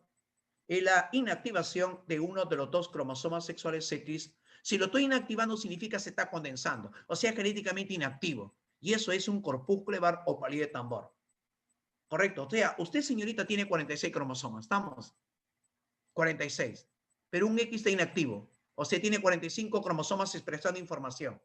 El humano masculino tiene 46, pero tiene un Y basura, que no tiene genes, no tiene mucha información genética. Entonces, para llegar a ese equilibrio génico, a ese equilibrio de dosis, usted se sacrifica. Usted inactiva un X y llega a tener 45 activos. Y nosotros, el Y que no sirve para nada, tenemos 45 en sí. Eso es equilibrio de dosis. El Turner, le falta un cromosoma X, son mujercitas que tienen baja estatura, tienen cromatina sexual negativa. ¿Por cómo hay la cromatina sexual? Contando el número de cromosomas X, -1. Hay un X, -1, 0. No hay corpúsculo bar ni pared de tambor. Entonces son mujeres bajitas en estatura, tienen el tórax ancho, la glándula mamaria, hipertelorismo de glándulas mamarias, pezones hipoplásticos, tienes los ovarios rudimentarios, o sea, no ovulan ni menstruan, tienen amenorrea. Si no ovulan, las concentraciones de FSH y LH que tienen que ver con la ovogénesis están incrementadas porque no hay quien lo regule. Segundo, como no ovulan, no menstruan, son estériles. Y además tienen linfedema de manos y pies, hinchaditos sus manos, ¿correcto? Y además tienen el cúbito valgo. Eso es un Turner. Cuando hablamos del síndrome de Klinefelter, estos son varones. Estos pueden tener 2, 3, 4, 5, 6 cromosomas sexuales X y demás, pero que nunca falte el Y. Eso fue pregunta de examen. Entonces, el primer cariotipo que estás viendo allí sería un 2N+1, una trisomía sexual. El otro sería 2N+2, tetrasomía sexual. Mira, ¿cuántos X tiene este? Tiene 2, -1, 1. Tiene un corpúsculo bar, un palillo de tambor. El otro cariotipo tiene 3X, 3 menos 1, 2. 2 corpúsculos bar, 2 palillos de tambor. Cuidado con esas preguntas de cromatina sexual positiva. Esto obedece a la hipótesis de Lyon.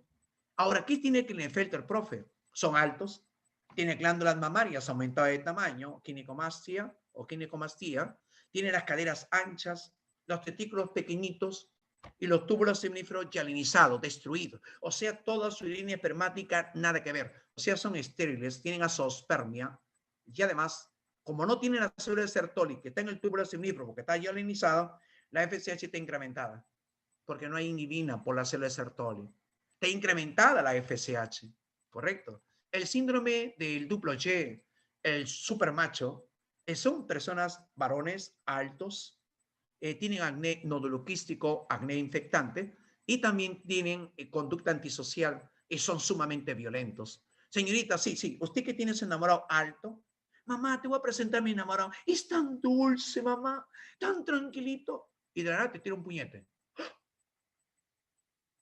Alto, antisocial, que no quiere salir, con acné noduloquístico, haz el cariotipo, llévalo al hospital, sección citogenética, que le hagan el cariotipo, síndrome del duplo Y. ¿Qué haces? Primero se hizo otros estudios en las cárceles y creían que solamente lo tenían las personas que están en las cárceles, el 70%. Y después detectaron que también lo tenían los que no estaban privados de su libertad. O sea, se hizo como el síndrome del triple X, las superhembras, mira, tiene 3 cromosomas sexuales X, tiene un cromosoma X de más. Estas mujercitas tienen los órganos sexuales atrofiados, tienen cociente intelectual normal, son altas, tiene 3 cromosomas sexuales X, ¿verdad? Uno de más. Tenía 3 menos 1, 2. 2 corpúsculos bar, 2 palillos de tambor. ¿Correcto? Bien, profe. Ay, me da miedo, Webis. No tengan miedo, Webis. Hay que dar ese examen. Hoy no falta nada, ¿eh? O sea, no falta nada. Felizmente Bachimé me ha dicho, profe, entreténgalo a mis alumnitos hasta las 2 de la mañana. Muy bien, hasta las 2 de la mañana. Como no tengo todavía casa por donde irme, me quedaré hasta las 2 de la mañana. Me quedaré con los Webis. Muy bien, Bachimé, Webis. Bien, avanzando.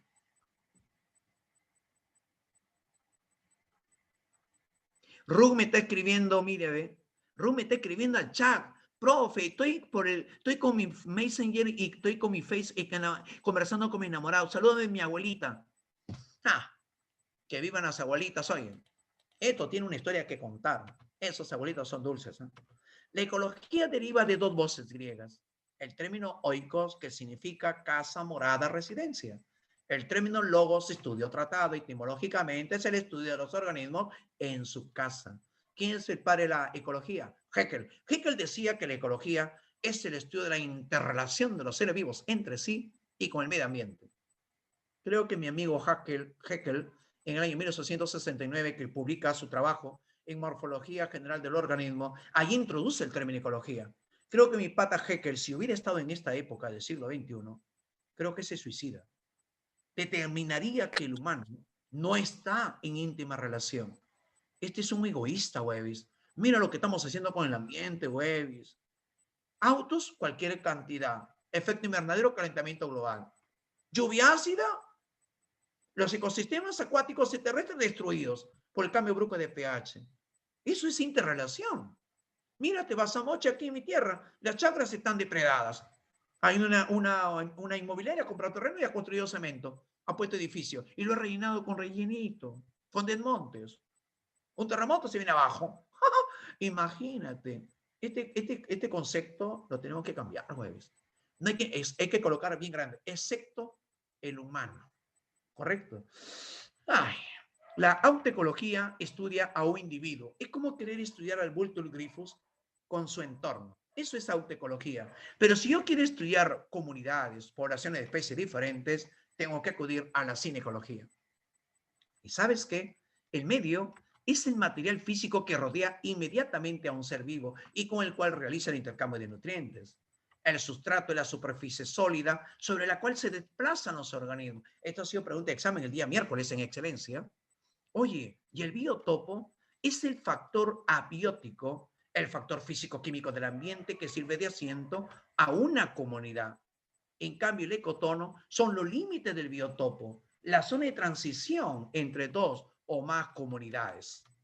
Propio. ¿Y el nicho ecológico? El nicho ecológico es la función que cumple un ser vivo dentro del ecosistema. Por eso cuando decimos que el puma es un animal carnívoro depredador de la vicuña, nos estamos refiriendo al nicho ecológico. El nicho ecológico de mis estudiantes, de mis alumnos, es ser un excelente estudiante. El nicho ecológico, desde el punto de vista de la cadena alimenticia del humano, es un omnívoro.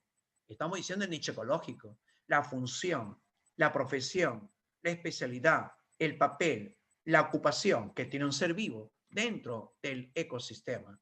El término hábitat fue pregunta de examen el día jueves, el grupo A. El hábitat es el conjunto de biotopos donde vive un organismo o es el lugar físico, el espacio físico o la dirección donde vive un organismo. ¿Correcto? Oye, profe, ¿y el ambiente natural, Webis? ¿El medio ambiente no hay factores? Hay factores bióticos, los seres vivos. Hay factores abióticos como las precipitaciones, las nubes, el suelo, las rocas, el agua. Son factores abióticos. Pero los factores abióticos lo puedes dividir en factores climáticos, en factores edáficos. Y entre los factores climáticos está la temperatura, la humedad, están los vientos, está la altitud. Son factores climáticos. Pero también están los factores edáficos, que vendría a ser el suelo. Es un factor edáfico. Y el suelo, profe, es un recurso natural renovable. Claro que lo puedo transformar en no renovable. El suelo es el conjunto de materiales sólidos, líquidos y gaseosos que conforman la capa superficial de los continentes. ¿Y cuáles son los procesos de formación de un suelo?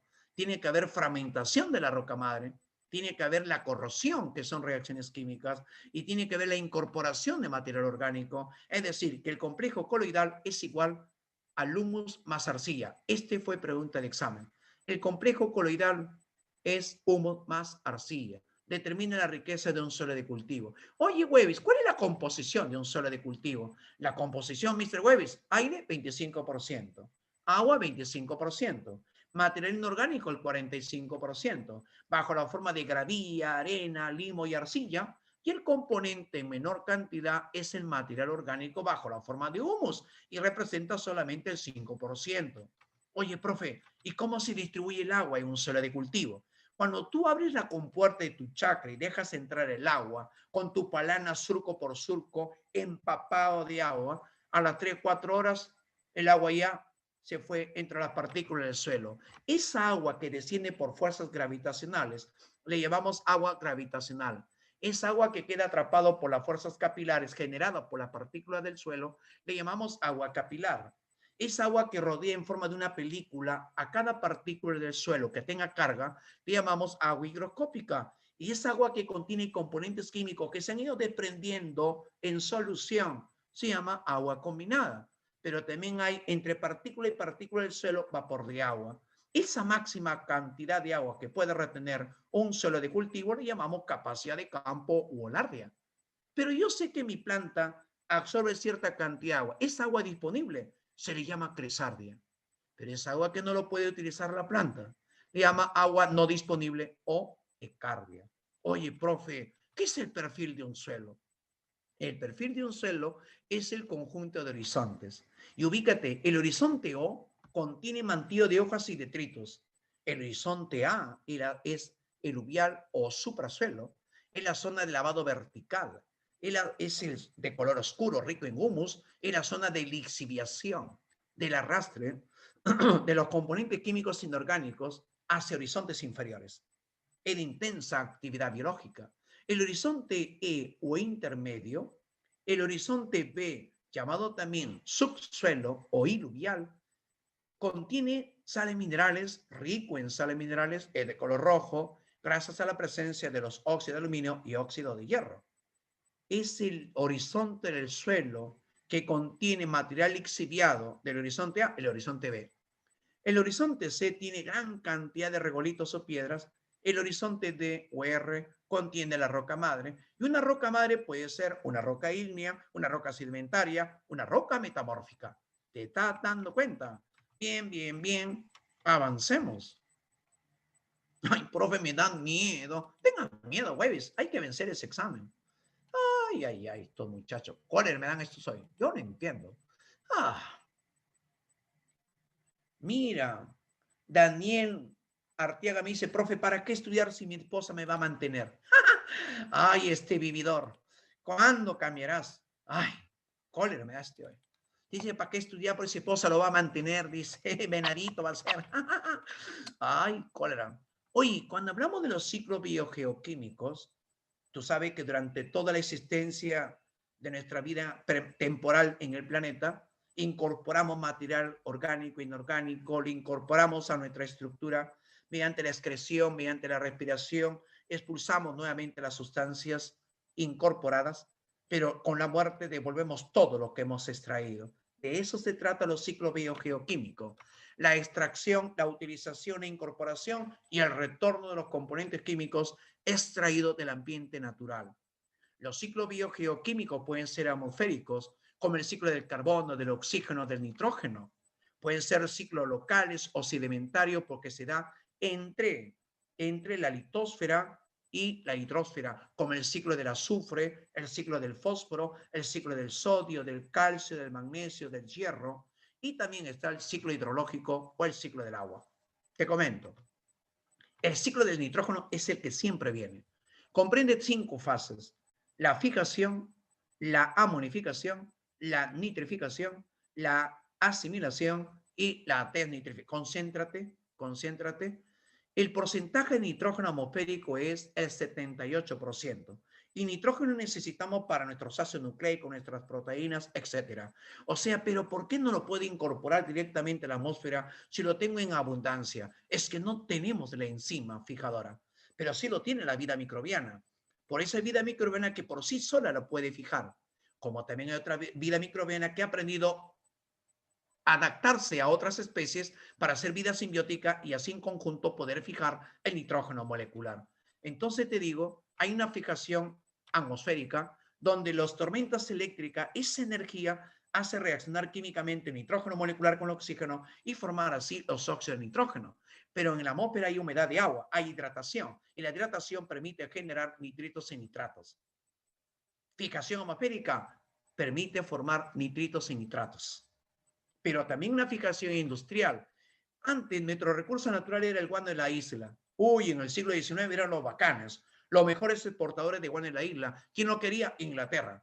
Toda Europa quería su campo de cultivo, quería guano de la isla. Hasta que en el año de 1915 o 20 aparece un científico, mira, el Albert Bosch, que consiguió transformar el nitrógeno molecular a nivel industrial a nitrógeno orgánico, a fertilizantes. Eso se llama la técnica del Haber-Bosch, someter el nitrógeno atmosférico a una elevada presión y temperatura. Finalidad, originar amoníaco, fertilizantes. Pero también hay una fijación biológica desarrollada por los seres vivos porque tiene una enzima llamada la nitrogenasa. La nitrogenasa.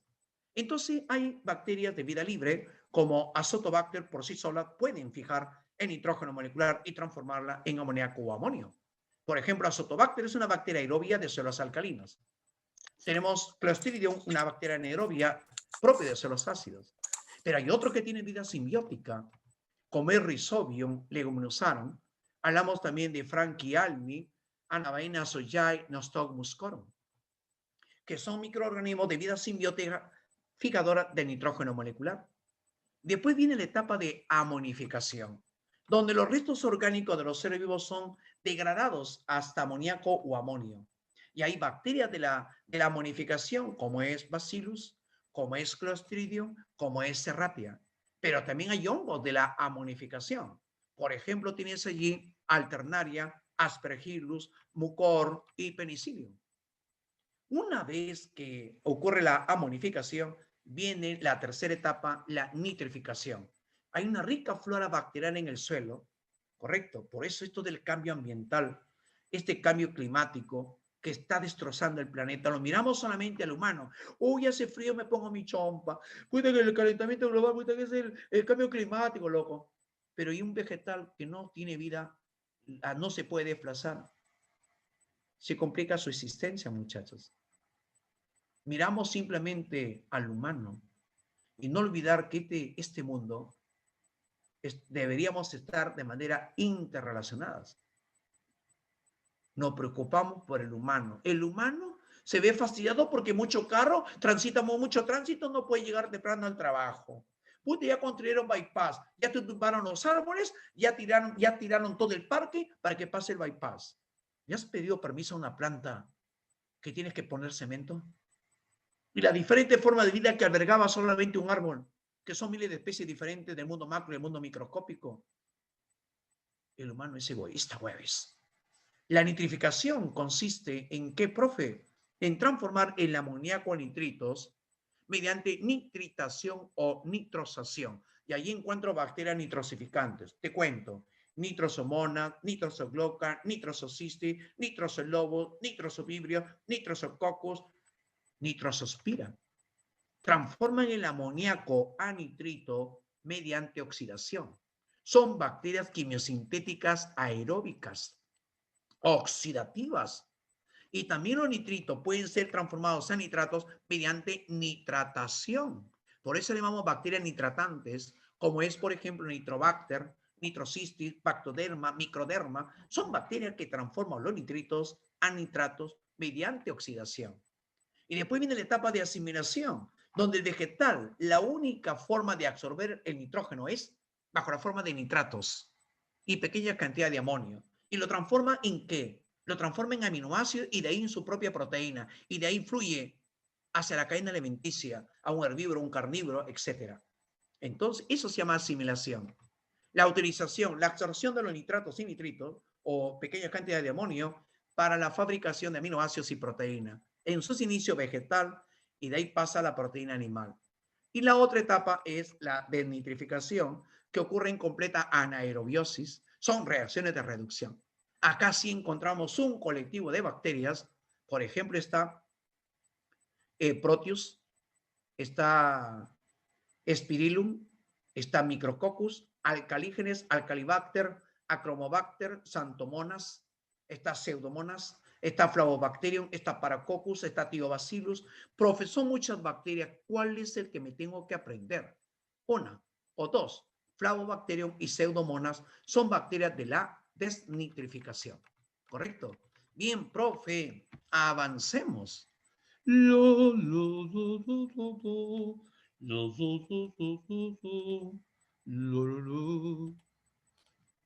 Bachimé me está escribiendo hoy jueves, cállate. Ay, este Bachimé, siempre la violencia verbal. Bien, avancemos. Ay, no entiendo. Vamos a ver, pregunta número 1. A ver, concéntrate y ubícame las respuestas. ¿Ya? Vamos a ver, muchachos. Me dice así, fíjese. Bien, profe, avancemos la pregunta número 1. La interfase del ciclo... Hoy, no ha venido una pregunta de ciclo celular. Este viene. No ha venido una pregunta de digestivo. Este viene. No ha venido aparato cardiovascular humano. Este viene. No ha venido ninguna teoría evolutiva y taxonomía. En este viene. No ha venido tema de ciclo celular, mitosis y meiosis. Este viene. ¿Correcto? No ha venido ecología. No ha venido ciclo biogeoquímico. Este viene. ¿Estamos? Presta atención. La interfase del ciclo celular, al término de G1, se inicia la duplicación del centriolo, la replicación del DNA ocurre en la fase S, la G2 participan complejos CDK1, ciclina B, la más variable G2, no, G1. En la fase S, la célula 2N12, no, 2N4C. Letra A. Ahí está inmerso algunas preguntas de letras que han salido, ¿ya? 1A, 2. La profase mitótica presenta la siguiente característica, excepto la cromática se acorta y engruesa, comienza la integración, hay desintegración de la carioteca, letra C. ¿En qué etapa se desintegra la carioteca? En prometafase. 3. La metafase de la mitosis presenta excepto, máxima, cromosomas, hay silencio génico, hay acortamiento. Cuando hay acortamiento, los microtúbulos cinetocóricos significa que ya estás en anafase. Escapa a lo que es metafase. ¿Correcto? 3, dado. 4. La profase 1 de la meiosis. En el ectonema se observan los cromómeros y Bouquet, los ovocitos en el cigonema, no profe, diplonema. El paquinema intercruzamiento de cromátidas hermanas, no hermanas. En el diplonema aparece el complejo sinactonémico, no cigonema. Hay terminalización de los quiamas en diacinesis, letra enano. 4 enano, ¿correcto? Bien, muy bien, Rosales. Me está dando la clave. Muy bien, Genex. Ese Genex. Muy bien, Daisy. Muy bien, Liliana. Muy bien. Pregunta 5. A la separación de los cromosomas homólogos de los bivalentes, fue de cajón, ¿no? Anafase 1. ¿Correcto? Bien, 6. A la disposición de los bivalentes en el plano ecuatorial corresponde el evento. Bivalentes, metafase. Te están hablando de bivalente metafase 1. Si te dicen cromosomas dispuestos al azar, sería metafase 2. ¿Ya? 7. No es característico de la mitosis. Los casquetes polares forman el uso cromático en células animales. El anillo contráctil, citocinesis animal, citocinesis vegetal, cromoplasto, carioteca, se desintegra el nucleolo, comienza en la profase letra A. No te olvides que nosotros no tenemos casquetes polares, lo tienen las células vegetales. Son centros organizadores nucleolares que le permiten formar el uso cromático en una célula vegetal superior. ¿Ya? 8. En la ovogénesis humana, mediante la mitosis se obtiene un pool de ovogonias. Cicatriz, profe. En la meiosis 1 se obtienen 2 ovocitos secundarios. No, profe, un ovocito secundario. La meiosis 1 se inicia con ovocito primario. En la meiosis 2 se obtienen 3 polocitos, clarinetes, siempre y cuando haya fecundación. Durante la ovulación, metafase 2, 1, 3, 4, Beethoven. 9. Los seres unicelulares se reproducen mediante, sería 2, 4 y 5. Letra C. Esto ya ha sido pregunta de excelencia, perdón, de ordinario. ¿Ya? Muy bien, Liliana. Ahí está Liliana, muy bien, te felicito. ¿Eh? Para mí, San Aurelia, reproducción sexual mediante la conjugación. Es cuando los micronúcleos hacen a veces de gametos, intercambian, dos parámetros se enfrentan intercambiando material genético. ¿Ya? Letra dado. 11. Son formas de reproducción asexual en vegetales, excepto, letra C, conjugación. Es un mecanismo de reproducción sexual en paramecios, ¿correcto? 12. La flor de la planta fanerógamas. El conjunto de T por la forma del perianto, perigonio. El conjunto de cáliz y corola, perigonio, perianto. Las flores sesiles presentan pedúnculo floral, carecen de pedúnculo. El estigma, el estilo y el estigma, el androceo, el gineceo. El gineceo pistilo deriva de la hoja carpelar, cicatriz, letra, dado. Solo 5. Son funciones de la flor, excepto. A ver, el que revisó el banco. En la pregunta 13, ¿cuál es la clave? A ver qué dice el chat. Muy bien, Liliana, muy bien. Muy bien, Daisy. Correcto. Muy bien, Genes. Muy bien, Rosales. Germinación. Esto ya es función de la semilla, ¿no? 14. La unión del anterozoide anterior con la ósfera forma el embrión de la semilla, ya que la unión del anterozoide posterior con los núcleos secundarios dirigirá el albumen o endospermo. Letra Beto. 15. Los mamíferos son animales unisexuales y vivíparos, pero algunos son ovíparos, tales como el ornitorrinco y la equidna. 3, 4. Esto ha sido pregunta de examen de sumativo de CEPUM, ¿verdad? Esa pregunta vino hace como 7 años también, ¿no? Muy bien, Anita. Es Daisy. Muy bien, Genex. Muy bien. 16. Ciclo biológico del plasmodium. La esquizogénesis se realiza en el vector, el humano. La esporogénesis en el humano, zancudo. El esporozoito infecta a los hematíes, el merozoito. El humano contiene la forma evolutiva y trofozoito, el vector, el oquineto. Letra y nano. No ha venido ningún ciclo biológico desde hace 3 años. 16, enano. 17, tenia solium, tenia del ser humano y del cerdo. ¿El huésped definitivo contiene el cisticerco? No, el intermediario. ¿El huésped intermediario elimina los huevos de la tenia? No, el huésped definitivo. ¿El humano constituye el huésped intermediario? No, el definitivo. ¿El ganado porcino constituye el huésped definitivo? No, el intermediario. El humano contiene la forma adulta en su intestino delgado, cicatriz, letra C. Letra C, ¿correcto? Muy bien, Anita, muy bien, Daisy, muy bien, Juliana. Letra C, 18. Flujo de la información genética. En los eucitos la traducción se realiza en el núcleo. ¿De traducción? Síntesis proteica. ¿Dónde es? Ribosoma. ¿Acaso hay ribosomas en el núcleo? No.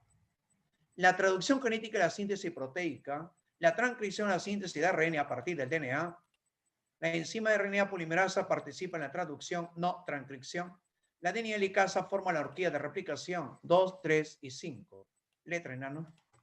Enanex, enano.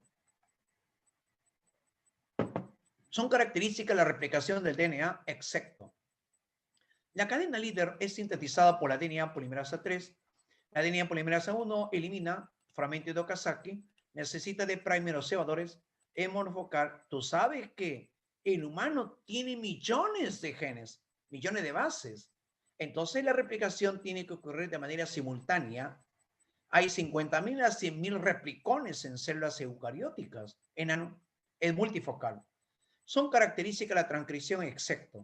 La RNA polimerasa 2, sectora reiterativa, no necesita de cebadores la transcripción genética dado. A ver, aplícame tu fórmula Genex. Genex, Rosales, aplica tu fórmula. 2 a la N, N es el número de heterocigotos. Hay C, D y E. 2 a la 3, 8. 8 clases de gametos, ¿correcto? En un cruzamiento de dihíbridos, el número de fenotipos diferentes, hetero con hetero 2, hetero con hetero 2, 2 por 2, 4. A con A te da 2 fenotipos diferentes. B con B, 2 fenotipos diferentes. 2 por 2, 4. 22A. 23.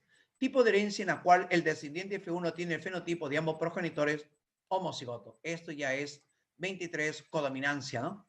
Letra beto, ¿correcto? Beto, ¿correcto? Muy bien, Genex. Ahí estamos. En el grupo sanguíneo A, el grupo A tiene la aglutinina anti-A en su plasma. Oye, profe, anti-B.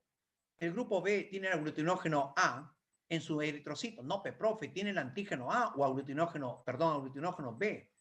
El API es el receptor universal porque carece de aglutininas. El O es el dador porque carece de aglutinógeno. El grupo A se le puede donar sangre al B, no porque el B tiene el anti-A. 3, 4, letra dado.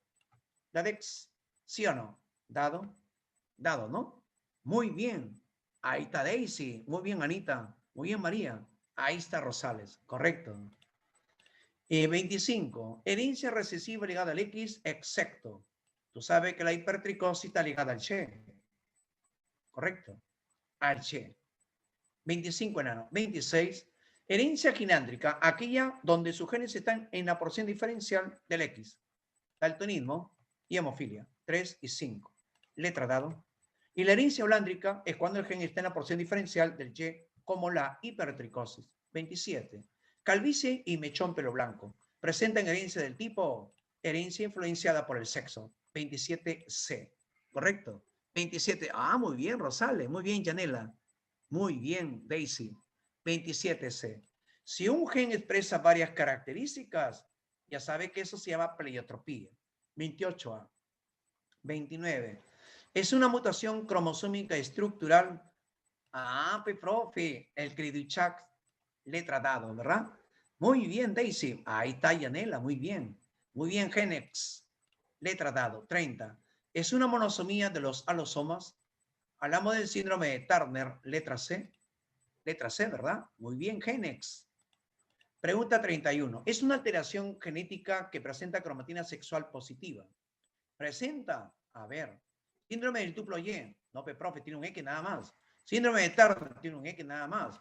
Klinefelter, sí tiene. Hipertricosis tiene XY. Letra C. El Klinefelter es cromatina sexual positiva. 31C. 32. Edwards presenta la siguiente característica, excepto. Profe, mutación numérica es una trisomía, es una aneuploidía sexual. No, profe, es una aneuploidía autosómica. ¿Correcto? Letra dado. ¿Correcto? Muy bien, María. Ahí está Yanela. 33. Klinefelter. Me piden el excepto. Klinefelter es una aneuploidía de los autosomas. Presenta cariotipo 47, presenta cromatina, es una trisomía de los alosomas, presenta ginecomastia. Letra A. No es de los autosomas, sino de los alosomas, de los gonosomas o sexuales. 33A. 34. Es considerado como el padre de la ecología. Haeckel, profe, Haeckel. A la superficie sobre la cual se desplazan los organismos le llamamos sustrato, ¿cierto? Letra enano, letra enanex, ¿verdad, María? Muy bien, Genex. Apareció Johnny. Muy bien, Joycey. Muy bien, Daisy. Muy bien, María. Ahí estamos. Oye, la función que cumple un ser vivo en el ecosistema es el nicho ecológico, letra Beethoven. Es el conjunto de biotopo donde vive un organismo, pregunta de examen, vendría a ser el hábitat. El hábitat. ¿Dónde vive el hábitat? Letra dado, ¿verdad? Muy bien, apareció Luis. Muy bien, Nay. Ahí está, muy bien. 38. Poikilotermos, excepto, las aves son homotermos. Letra Beethoven. Beto, ¿verdad? Ahí está, Luis. Muy bien, Luisito, muy bien. Muy bien, Anita. Ahí está Daisy. Respecto al suelo, ¿es falso que el horizonte B es la zona de lavado vertical, el horizonte A se le conoce como suprasuelo, horizonte D, horizonte A, letra A. Es de la zona de lavado vertical, el horizonte A. 40. Constituye la base de toda cadena alimenticia en el mar peruano. Pregunta de letras es el fitoplancton, letra C. ¿Correcto? Letra C. 41. Son consumidores primarios en la cadena alimenticia del mar peruano. Consumidores primarios. Hablamos, profe. Anchoveta, zooplancton, pejerrey, enano. Correcto, enanex, letra enano. 42. De las siguientes alternativas son interacciones del tipo mutualismo, excepto que es el perrémora con el tiburón, comensalismo, ¿verdad? Enano, Genex. Muy bien, Genex. Muy bien, Genex. Liliana, Anita. Muy bien, Joycey. 43. Son organismos bentónicos, o sea, viven fijos a un sustrato. Los corales, la estrella de mar, las soloturías 2, 3 y 4. Letra C. Con respecto al ciclo de nitrógeno, nitrosomonas y nitrobacter participan en la nitrificación. Rhizobium azotobacter en la denitrificación. Pseudomonas infladobacterium nitrosomona transforma el amoníaco a nitrito, nitrobacter, nitritos a nitrato, sería beto. 1, 4 y 5. ¿Estamos? 45. Son áreas naturales protegidas por el estado de uso indirecto con el carácter de ser intangible. Muy bien, Daisy. Espontáneo, Daisy. Muy bien. Letra A, santuario histórico. La reina del gran pajatén y el mono choro de cola amarilla se preservan en el área natural que sale. Letra A. Letra C. Muy bien, Daisy. Genex. El Parque Nacional del Riabiceo. 47. El Santuario Nacional de Calipuy es un área natural donde se protege la pucha Raimondi. Y no olvide que los guanacos sería como reserva, ¿verdad? Muy bien, Nay. Ahí estamos, muy bien, Rosales. 48. Son contaminantes secundarios excepto. El excepto sería monóxido, que es un contaminante primario. ¿Ah? Y 49. Son contaminantes primarios excepto nitrato de peroxiacetilo. El PAM es un contaminante secundario responsable del smog fotoquímico. 49 dado. 50. Son contaminantes secundarios responsables de la lluvia ácida, el ácido nítrico, el ácido sulfúrico. Letra C. ¿Correcto? Muy bien, Anita. Ahí está Juliana. Sería 2, 4. Letra C. Bien. ¿No hay, muchachos? Hemos acabado acá en Academia Bachimec nuestra clase de repaso de biología. Agradeciendo tu asistencia y espero que estos días de exámenes se necesita muchísima concentración. Y creo en ti. Hay tranquilidad, hay paz y concéntrate bien en el examen. Muchas gracias a todos, muchachos. Les deseo lo de mejor en este examen de admisión. No te olvides que la lucha no es hoy día, sino siempre seguirás luchando. ¿Ya? Cuídate bastante. Un saludo fraterno a la familia. Hasta luego, amigo Bachimet. Y nos estamos viendo hasta otra oportunidad. En el camino de la vida nos vamos a volver a ver. Gracias. Nos vemos.